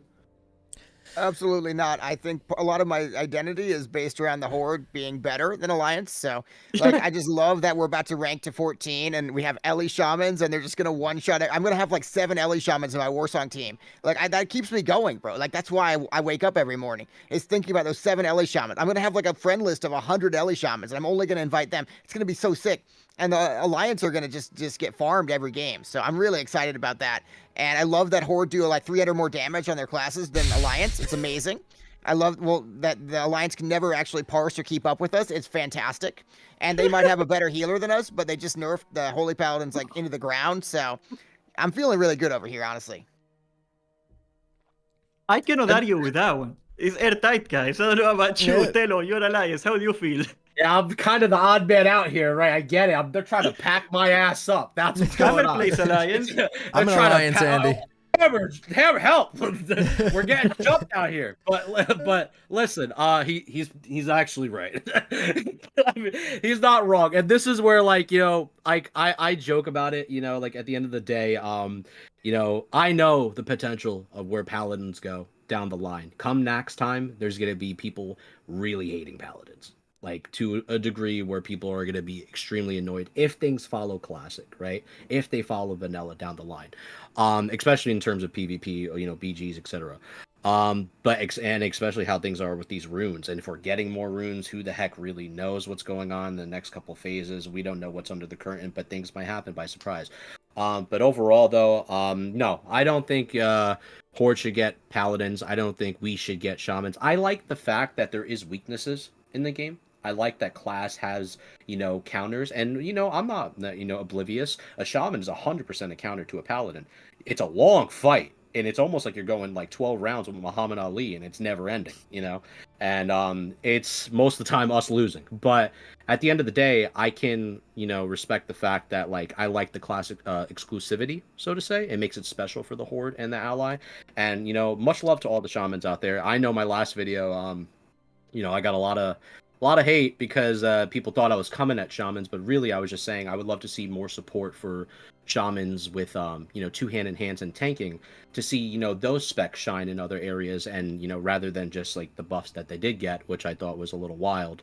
But hey, to each his own. It is what it is. It's a video game, right? I can't argue. If people enjoy their class, let them enjoy their class. It's why I enjoy Rep Paladin. It's not the greatest class of all time, but it's a fun class, right? And I enjoy my class for what it is. So yeah. Telo, I gotta back you up there. Like, I was watching that video, like, at night when the patch notes came out, and I was like, yes, yes, yes. The shaman got so broken to the point that I want them all off the game and I play Horde. I mean, They hey, took my job. I am not allowed to tank anymore. Much I love am to so them. mad at them.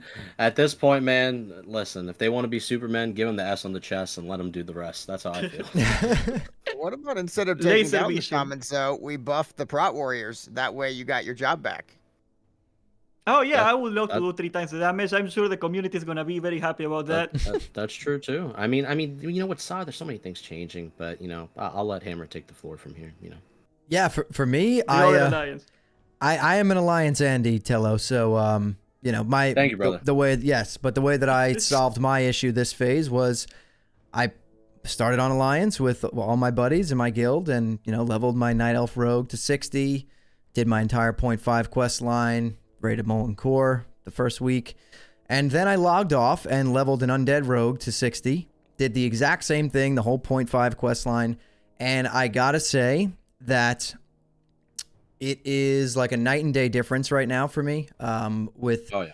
the this is gonna sound kind of crazy, and this might piss some people off in chat, and I know why it is, especially in Season of Discovery, but the caliber of players that I'm playing with, coming from Alliance to Horde, is just, it's like night and day. I'm by no means a pro, but How so? every person that I ran into in my journey from 50 to 60 on Alliance, I was on Lone Wolf, right? I wasn't on Crusader Strike, so let's make that clear. I wasn't on like the streamer, like mega server. We were a big server at one point, but it's pretty dead now, which is also why we left. Just the pure fact, like Jerome was saying, at how Horde is just so much better at this point, at every aspect of the game. Like, it's no longer like 2019 Classic, where like, if you were a raider and you're playing warrior or rogue or whatever, like you played Alliance, right? Because that was where you could shine. You had salvation, you were pumping in PvE, and Horde had it better for PvP. In Season of Discovery, Horde has it better in every aspect of the game: raiding, PvP, just shamans in general, right? They make it a million times easier. And I've noticed since switching in this one phase that's not been out that long, that I think that like most of the good players like did swap as well. They were just like, why play the underdog faction at this point when we literally can't parse if we're not Horde, right? So it makes sense. Yeah. And I don't, to answer the question, I went off on a little tangent here, but I don't think the Alliance should get Shamans, and I don't think the Horde should get Paladins in Classic Plus. But I do think that there needs to be a reason to play Alliance, right? Because I like playing Alliance. That's my thing. Like, I always play like Human Warrior, Human Rogue. I know it's a game, and like I shouldn't just keep playing Human. That's what I'm always told. But I enjoy it. You know what I mean? Like, that's just what I like to do. And I would not want it to follow this same path that Season of Discovery did, where like one side is just infinitely better at every aspect of the game. Alliance should be better at something, and Horde should be better at something as well. And keeping Shamans on Horde and keeping Paladins on Alliance, I think, is important. We just need to like kind of bring up the level of Paladins, or even just the simple thing that they took away the best part about playing a human, right? Like, everyone gets that now. So like that's kind of crappy in my opinion. But yeah, long story short, I think Shamans stay on the Horde, Paladins stay on the Alliance, but there definitely needs to be some changes made to make it so that there's a reason to play Alliance for the people who do enjoy playing that faction, and that may want to parse and be able to compete. Yeah, I would like to expand on that with like a bit of a historical context. This already happened in retail, okay? All the way from TBC to, I think, Cataclysm, the Horde racials were always much better than the alliances. And what happened over the decades is all the top guilds of the world, they had to go Horde because they gotta compete for the rank 1. And Right. that created a cascading effect where, like, I don't know off the top of my head, like, all the guilds, but, like, if I were to take right now, Method is in the Horde, right? Now, it was in the Alliance before. Limit is in the Horde, I'm pretty sure. Like, almost all the top guilds are in the Horde right now. And it's just, like, something that happened 10 years ago, and we're still having the aftershock of that 10 years later. Yep. So Yeah. I think they really gotta get their act together on that department. Yeah. So, Evan, how So- do you think we should? So there's two parts of this. The first part is no, because what makes classic is the different faction identity. So if you give Alliance a Shaman and Horde Paladin, the factions are essentially starting to blur. But at the same time, the player base is, just because of how it has evolved over the past decade, they're gonna pick the better faction. Just by Right. default, nobody Yeah. plays the game for that roleplay element anymore, even if people say they do. Like, everyone here, for example, is against a flying mount, but we all buy warlock summons constantly. Yeah. So the player base will say something, but play opposite of what they say, because efficiency is more important than fun or seeming. It's just more important to be good than it is to say you like that balance. So they, for the sake of balance, they should, but for the sake of Classic's identity, they should not. And it's a hard thing where the devs have to, like Hammer said, you have to give people a reason to play Alliance, whether that involves buffing Alliance racials, making Paladin a bit stronger, giving them a way to make it so that Horde isn't just drastically better going into Classic Plus. But it's a hard thing because there's no good answer. It's just saying, nah, don't do that. Horde being better is good. I mean, I play Horde. It's what it is. I've been playing for 17 years. Yeah, But I it's have not a good for the character- game.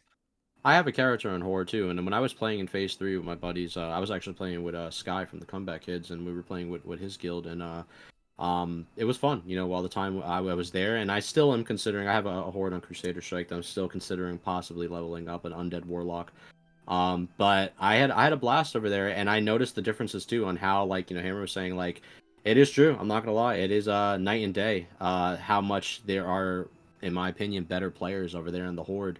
When it comes to the Alliance side, I feel like I'm dealing with a lot of people on the Alliance side that either don't understand the game or they're not willing to put in the effort to Yeah. understand the game. And then Exactly. especially in the plugging scene where it's like you feel like you're coming to that raid completely prepared, consumed out, you did all the work, and then you got a couple guys in there saying, hey, could I get a couple consumes? I forgot this was a thing. And it's like, I mean, man, listen, I get it. At the end of the day, not everyone's always fully prepared and decked out, but I totally see the differences between Horde and Ally. And, like I said, I'm all for, Shaman staying on Horde, and Paladin staying on Ally, like Eben was saying, and then we'll see where we go with Classic Plus and how they change things, right? Yeah, I find it a little concerning this whole bleeding out thing, and like I made this argument before, and people hate it when I say this, but in Classic in particular, the reason that POCs are successful is because 25 people suck and 5 people in the raid are really good.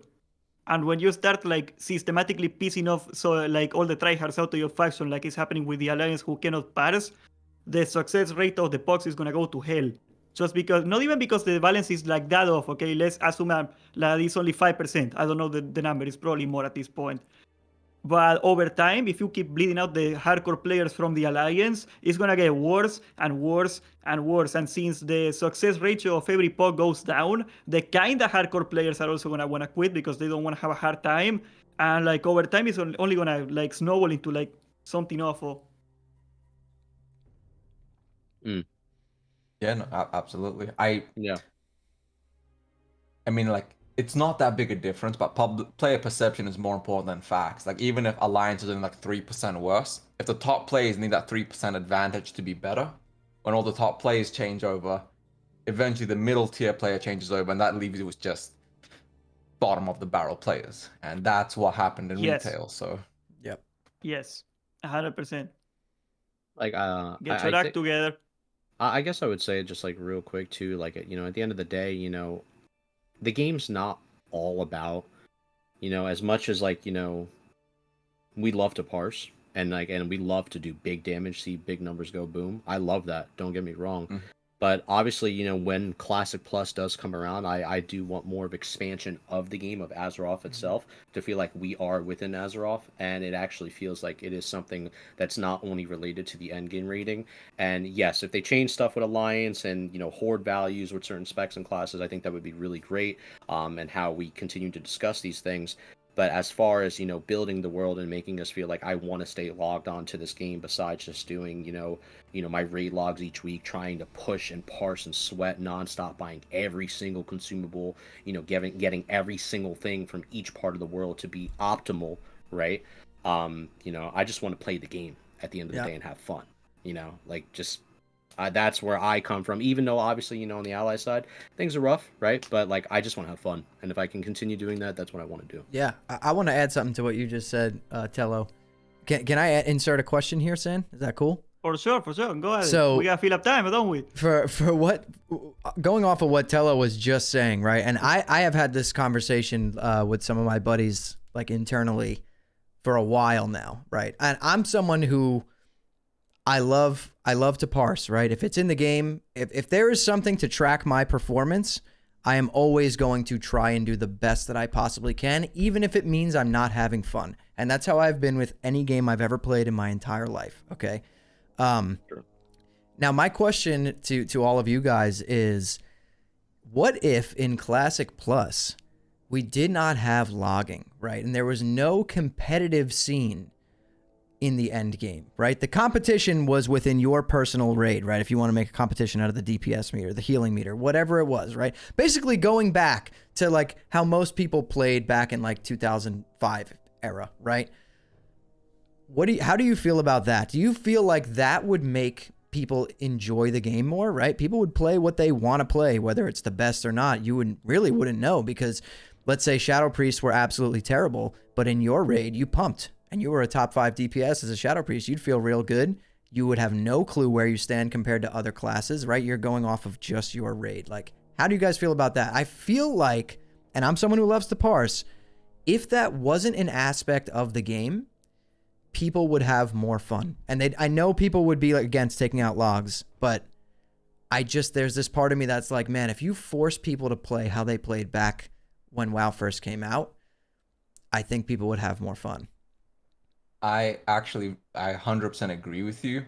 And this is actually a funny anecdote with how the game is actually developed. When Vanilla was first made, it was made with the assumption that nobody would know how the people they're playing with was performing, how threat works, how aggro works, how much healing is being done. You would have to just hope that the people you're playing with were kind of okay, and you guys would grind it. Right. That's why the game has gotten progressively harder with all these new logging metrics. They now have to design the game around people knowing the best, most performative way to play. We could, as I want to move the game too. Yeah. And you just So nailed if they it, do Evan. what you said, Go ahead. it would actually fix the game to the sense that you would just have to hope the people you're vibing with are good enough, and there would be no competition.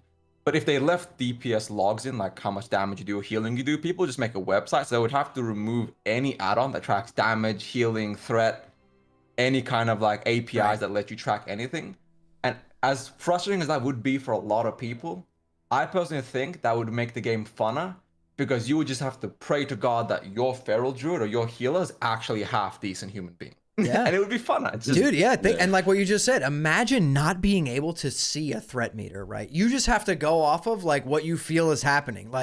If your tank is just bashing this boss, whatever, going absolutely ham, you see him popping all his cooldowns, you're like, all right, sick, I'm gonna open up, I'm gonna just tear into this boss right now, because there's no way he's gonna lose aggro. That is discovery, in my opinion, right? That would add a layer to this game that you don't have numbers in front of you to tell you exactly what you're doing wrong, or exactly when you should open up in DPS, and how to get your 99 or your 100 parse or whatever. I don't know, I've always been a huge fan of parsing. It really is enjoyable to me. But I don't know, after playing through Season of Discovery and seeing how sweaty it actually has gotten, which at some points it is a little disgusting to me, because I'm like, man, I can't even imagine normal people enjoying this. They just won't. People are going to harass them, talk shit to them, whatever. And I think it's a massive turnoff for a lot of people, right? The majority of the player base is more casual than anything, right? So for the health of the game, what if they got rid of all that? What if there was no logging, no threat meters? Like, I don't know. I feel like it would just make it feel so much more real. But Yeah. I just want to I don't note want to something say about something. the no threat meter idea. I'm pretty sure that's already my Onipugs. So I don't think any of them have ever had enough. It's a they've threat never had reset, a it box it meter. out. Yeah. I am very open to the idea because I also think logs are on the long term damaging to the game. But here's the problem, which is like not the concept, is the enforceability of it. And I don't know if you guys like will be okay with this. I think I would. But the only way you can make logs not a thing is that, first of all, you will have to get like some sort of like actual in-game official tools to like keep track of DPS or something. I don't think people would want to get rid of DPS meters personally. Like, even if I think logs most people would want to get rid of, like if we could get like a in-game official DPS meter, I think most people would agree with that. But like what it's gonna take is breaking the combat log. Because as long as there is a combat logs, people are gonna have like software that scrapes it off and like calculates the damage and everything of people. Let's make an example, right, of why I think that at this point for Classic, at least, not retail, right? Let people parse in retail. Retail, there's a lot of competitive aspects to retail, right? So let's say that in Classic, the game isn't designed to be competitive, kind of like what Eben was saying earlier, right? It's not designed to be competitive. Any game that has a competitive scene also has a casual scene, right? Look at like popular competitive games like Fortnite, Call of Duty, whatever, Counter-Strike, Valorant. These games have like a normal mode, and then they also have a competitive mode. So it's separated. The reason why parsing, I think, hurts Classic WoW is because that's not separated. So you have half or maybe even more of the player base that's playing because they just love running around as a human paladin, and they love the feel of it and the RP of it, and they want to join this raid and slay a big dragon or whatever. And then you have the other half, or maybe like 20%, that's like, dude, you do like 4 DPS, we're not inviting you. And then this person, that paladin now has a bad experience, right? That's bad for the game, in my opinion. Like, it's that there's no separation between the competitive side of the game and like the casual side of the game. And I think that's why in the long run, it will always hurt the game. And I'm a massive fan of like competitive gaming. But I just feel like there's a better way to do it. And I don't know. It's a weird thing. It's enforced. I think that's what you're saying. Yeah, too. Basically, yes. It's enforced, and I think that's a problem. Like, yes. The fact that, like, any raid that I've ever been a part of, even since like phase 1, everybody was a log Andy. Everybody was looking at the numbers. Yes. People were doing the data, doing the statistics. And remember that add-on in phase 1 that told you the logs in game? Yeah. That was so crazy. Oh yeah. That was hilarious. Terrible for the game, but hilarious. But it was. But the one thing that I think that logs do, and it's a popular word, or words, so to say, since we've been messing up on the concept of word here. We're bad at math. We're bad at everything. But is gatekeeping. Yeah. And I think the biggest thing in Season Discovery I see amongst every single forum post, amongst every single Discord I've been a part of, and even a lot of just friends of mine in general, just from guilds and stuff that I've been a part of, is that gatekeeping is a massive thing that keeps them away from Season Go Discovery because of how there's a big toxic environment, within World of Warcraft. We're well aware of this, especially with the player base when it comes to parses and the chill, laid back community. This happened very well much too, if you guys remember, even in Sunken Temple when rogues and melee were having a massive issue during early weeks of Nomer. Not Sunken Temple, through phase 2 with Nomer, when Thermoplug and like the bosses with melee were having a severe issue. Melee wasn't doing as much of good damage, and rogues were getting gatekeeped from even coming to raids. You might even bring maybe 1 rogue, 2 rogues for a kick, maybe 1 at best. And there was a lot of toxic people. I remember even then in LFG just not wanting to bring warriors, not wanting to bring rogues, just bring casters. Yep. And warlocks, especially for the last phase of Thermoplug, where Searing paying the bombs and stuff. But I guess my point is this, without ranting, is that, yeah, I think honestly they should take maybe even the Final Fantasy 14 approach where there's no meters over there. And for their community, they're booming. They're having a lot more fun, it seems like, than a lot of WoW players are. And, retail's a little bit of a different animal, but I don't like logs personally. I have my issues with Warcraft logs in general, even though I've done parses and I've, tried to reach the top 100, top 25, whatever, for multiple, phases now. And I think honestly, it's really toxic for a lot of people. Now, does it help seeing some data? Yeah. Do I think Blizzard bases a lot of their own data off of Warcraft logs? Yeah. But there's also something in the game called gameplay, when you actually are in the environment and you see classes and specs bring in their utility to the raid, and maybe doing a very epic thing within the raid. Maybe that that lay on hands was crucial, or that blessing of sack was crucial, or that power word fortitude was crucial at that certain moment. Some things that are not always calculated on logs are represented through in-game play, that I think is a big difference. And me personally, I'm just not a log fan, but I will continue obviously having to do it because that's the roller coaster that we're in. It's the whole conversation of like how we were talking about earlier. You say you don't want flights, but you're going to take Warcraft summons, so I'm going to have to continue logging because that's just the nature of the beast. Yep. I feel you 100% on that one. I think, by the way, we're perfect on the runtime so far. We're like, it's going to be about 2 hours. I think we're like almost perfect pace right now. Oh, yeah, we're getting there, but it's good. You guys are good boys. Because I got the last question right here, and it's kind of open. So we're going to have to figure this out here. Do you think Classic Plus is sustainable in the long term? How do you follow up with Classic Plus once the hype dies down? Because it inevitably always dies down after something new comes out. And I guess just to throw a little bone there to the people in my comments that say it every time I talk about this thing, should we get TVC Plus? Just leave it there. Everyone had. So, and this might be like kind of shilly because my shtick is all about Classic Plus, the theory crafting. But if done correctly, Classic Plus should never lose that hype just based on the content they're finishing. Even till the current day, they're pretty much using the original vanilla ideas. Like the hero classes that are coming in the War Within were made in vanilla in the alpha.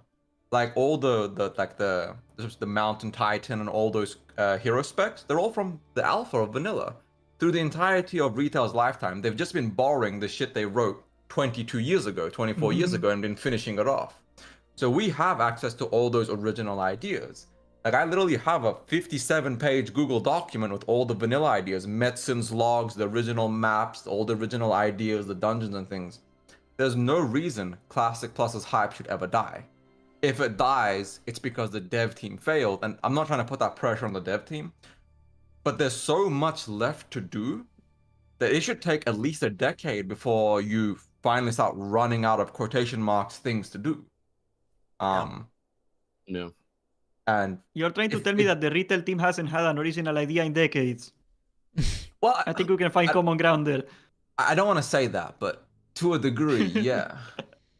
It's... Yeah, I mean, I'd almost echo exactly what Eben just said there. Like, there's no way. I mean, and I keep using the same example, old school RuneScape, dude. Like, people love the game. It's very popular. I played RuneScape before I even played WoW for the most part. Like I played a little bit of WoW, but I was way more into RuneScape back then. And the way that they do it is just perfect. And even like Eben said, like they'd go a decade, right, without running out of ideas and content. And even then, at the end of that, there are still ways to bring new content, right? They can use the Caverns of Time. They could write pretty much anything to fit into this with Caverns of Time, right? You can go to any period in Warcraft history, Warcraft lore, and make it fit into a Classic Plus environment. So essentially, the question is it sustainable? Yes, I think it's sustainable almost indefinitely, right? I think it can go on forever. Maybe in 10 years, we'll be playing on a different engine,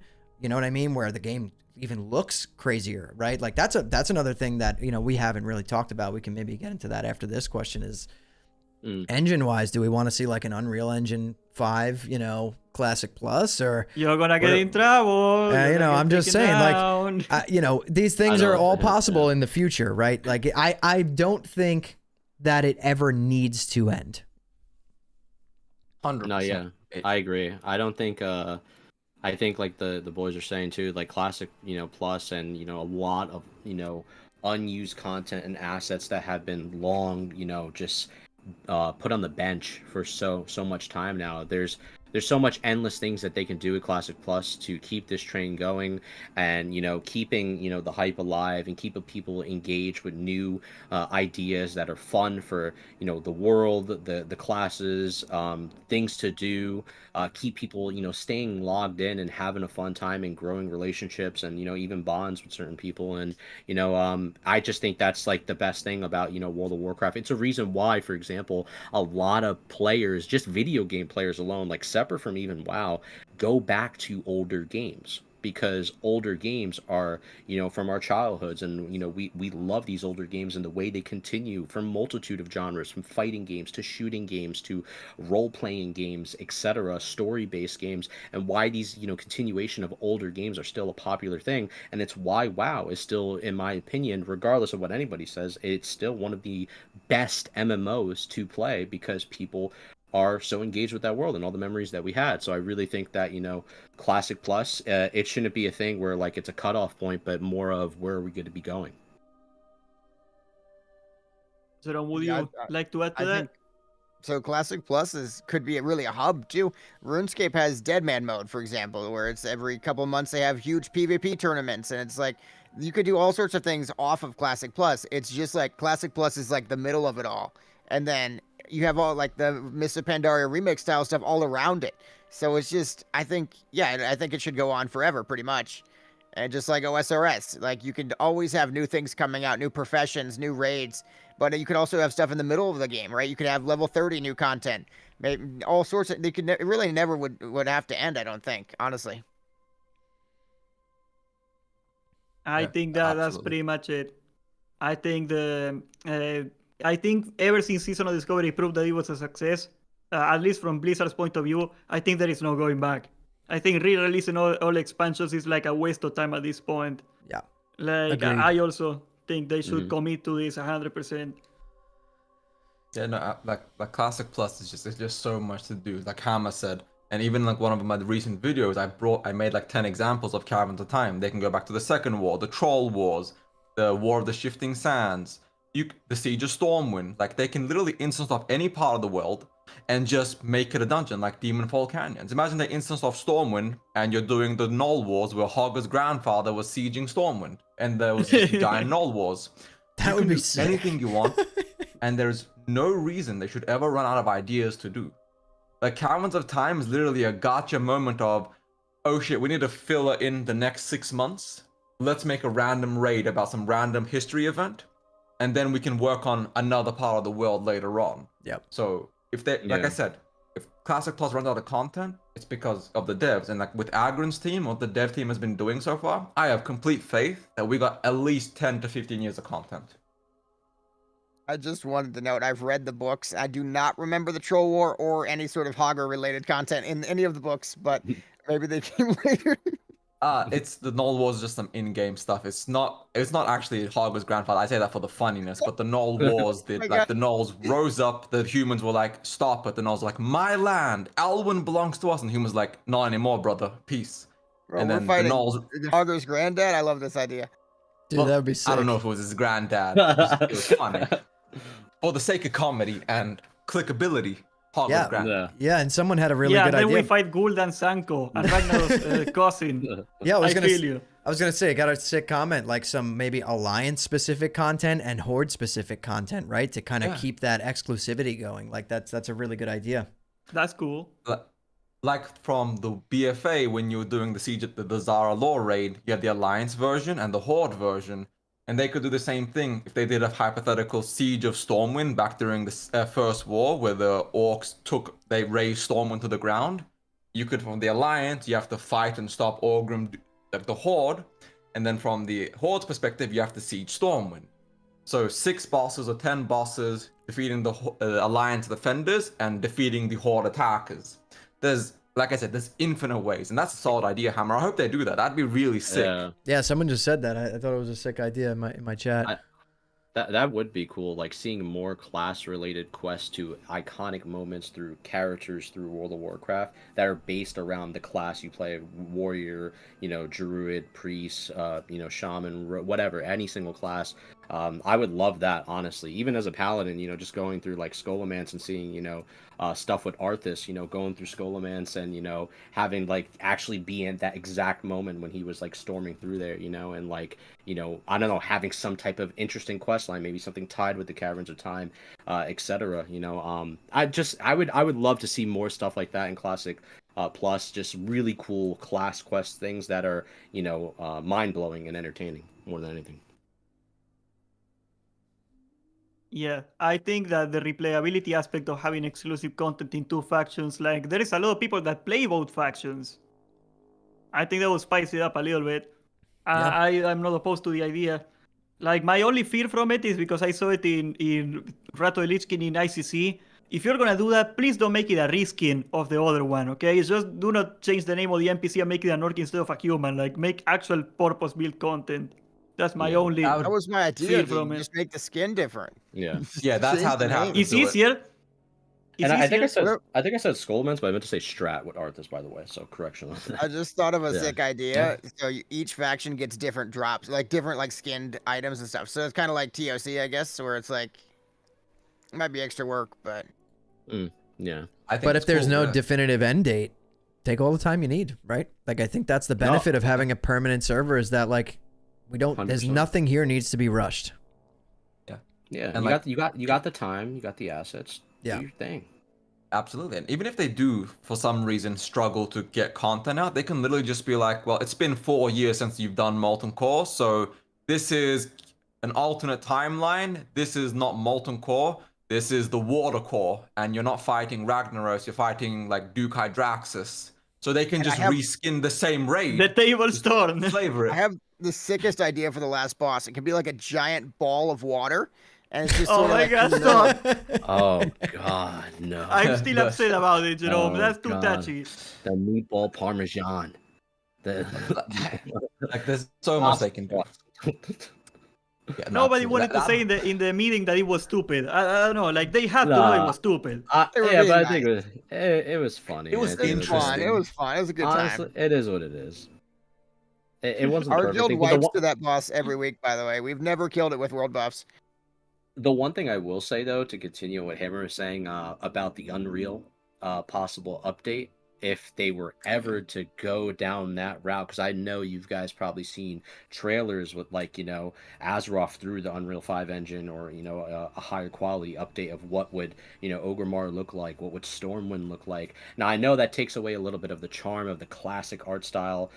Whether people like the classic art style in comparison to the retail art style is debatable. Everybody has their picks for it. But when I saw those Unreal, I guess fan made edits, I'm not gonna lie, a part of me was like, man, I kind of want to try it, even if it was an option to turn on / turn off. Dude, I think would about just, the like, immersion. Like I kind of want to just try it. Just give me that option. I Yeah. want to. What is it like walking through, Orgrimmar with that turned on? What is it like walking through, Stormwind with that turned on, with the music in the background and the epicness? I don't know. I mean, let's have fun. Just why not take the risk? Let's see what happens. See how people react. like I am with the so happy Unreal that they are willing to mess up. I am so happy they are willing to fail. And so as much as I They complain, really should. Like failing what gets them. Like this is an experiment. Honestly, in my opinion, spend the next 12 months, just break the game. Do as whatever they want. Just be like, you guys like the meatball so much, we added another meatball in Black. Like, don't do that. But like, just keep Yeah. doing and adding content. Just keep trying and seeing what works and doesn't work. Like Classic Plus is coming in the future. They essentially soft confirmed it. They should spend the rest of the time for Season of Discovery just essentially trying to be as creative as possible. And if things suck, who cares? Like the No, I player base agree. isn't going down any longer. It's pretty much steady. It's gonna stay steady till SOD ends.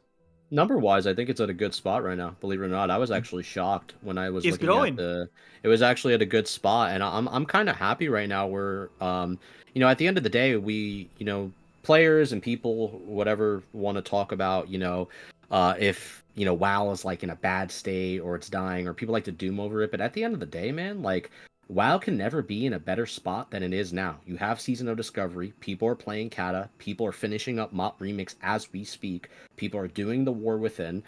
WoW's in a really good spot. I don't really understand what any doomers have to say about the game. Overall, WoW is in a good spot. It has its problems, of course it does, but a lot of things have problems. But overall, for content, there's a lot of content to come from all of us. There's never more WoW to play in a single Yeah. time ever. Yeah. I think that's the main takeaway, and that makes me very 100%. happy. Yeah, same. Very well, guys. Do you want to bring up anything else? Hammer, I think you wanted to bring up something. I don't recall if we went over it or not. Kind of lost track of. The Unreal What you Engine said? 5 thing, but only Yeah, it Tallow was and just the Hammer Unreal slept on it. thing. Yeah, Tello yeah. touched on it. Yep.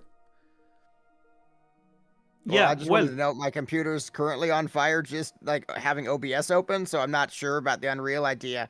I would definitely need an upgrade before. he lives in Ohio. Weird things happen in there. Yeah. I mean, yeah, I in terms heard. of PC graphics and like most classic players I know don't have great PCs. And I'm not saying everybody, like Hammer clearly has a good setup. I've got a pretty decent one. I don't know about the rest of you three, but like I don't think most people could handle an Unreal Engine 5. Latin Full American. Unreal Engine 5. What about an option me- to toggle, right, between classic graphics and updated graphics? Because I do see the appeal to classic graphics. I love the classic graphics more than retail. And don't get me wrong, retail looks beautiful. The zones, like the Emerald Dream, like all of that stuff. It like when I first saw it, like when Dragonflight and all that was launching, I was like, wow, this is Warcraft? Like I have no idea because I don't really play retail. And I was like, this is beautiful. Like this looks amazing. So like what about the option of that? Because I always said that about retail. I'm like, if they made retail, if they gave you a toggle to the classic graphics, right? Or like classic style damage numbers or whatever, like maybe I'd be more inclined to play it. So like what about something like that in Classic Plus, right? Like being able to toggle between like modern graphics and classic era graphics. I mean, Even simple things like the world models, like even like you can like download the world models from like World right now and paste it on your client and they will work. Okay, like it would take very little work to do like some small things like that. Yeah.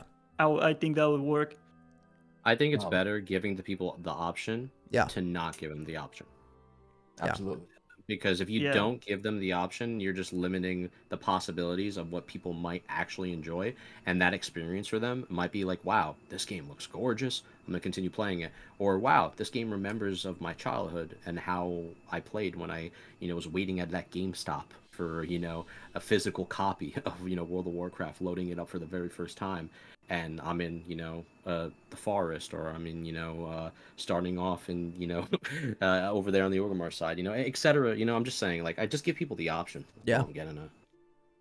Yeah, no, it's Yeah. there's no, go ahead.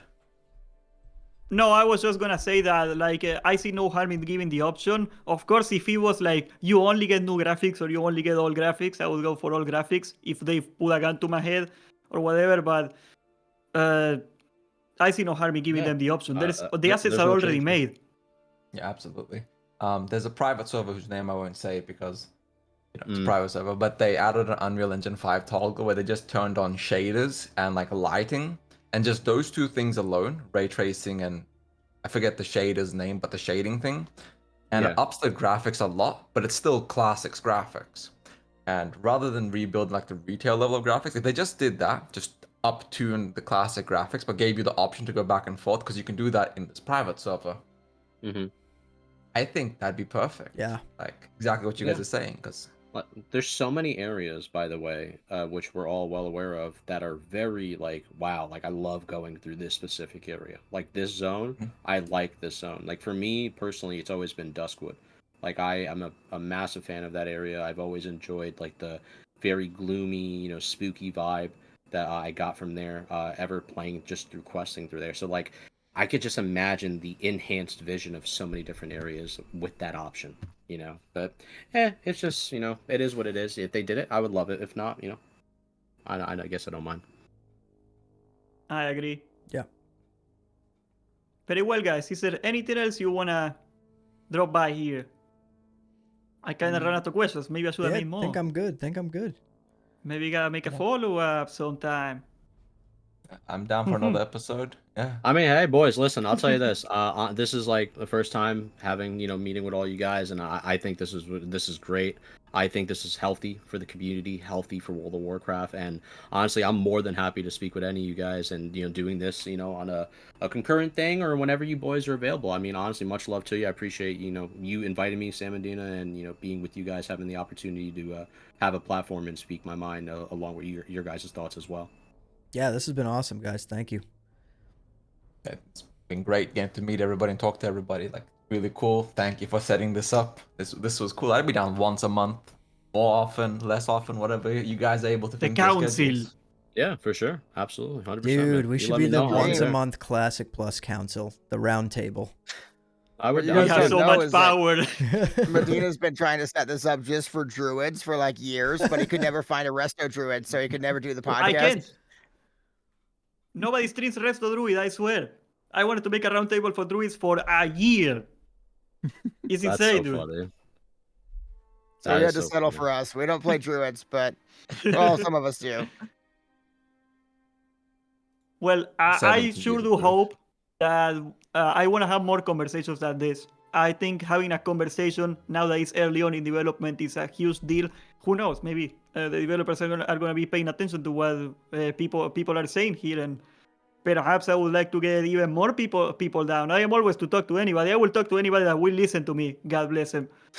But I want to thank you so much, guys, for doing this. You behaved so well. I never did a moderated chat before. This worked out really good, very organized, very polite and cordial and productive. It was awesome. So, No, I try- Ebonheart, where can we find you? Plug your stuff. Just Ebonheart TV, pretty much every platform: Twitter, Twitch, YouTube. Or you can just type Ebonheart and I should come up. But for Twitch, it's just Ebonheart TV. Hammer, where can we find you? Twitch.tv/Hammerdance and on YouTube at Hammerdance Gaming. Tello, where can we find you? It's Hello J Tello on Twitch.tv and everywhere on YouTube for all your guys' enjoyment. And Jerome, where can we find you? No hit Jerome everywhere, but I do want to say it took so much restraint not to interrupt every single person here the whole time. I was just holding back so Do hard. it. It's such a thing that I want to do all the time. So I just want you guys to know it took insane restraint. Appreciate the restraint. Appreciate the effort. So yeah, I am gonna obviously be dropping everybody's. I'm gonna add everybody in the description. You can just click the add, and you're gonna get to their channels. You should subscribe to these boys right away, or I will fart on your pillows. And once again, little reminder: this podcast is now available on Spotify. So we're gonna be dropping a link in the comments after this thing if you wanna check it out on Spotify because you don't like YouTube for some reason. There we are. We're there right there. And thank you so much, everybody, for tuning in. This has been the Unofficial Podcast, episode 11. And God help Agrend. Godspeed. Much love, boys. Later, guys. Peace, Later, everybody. amigos. That was awesome, boys. bro.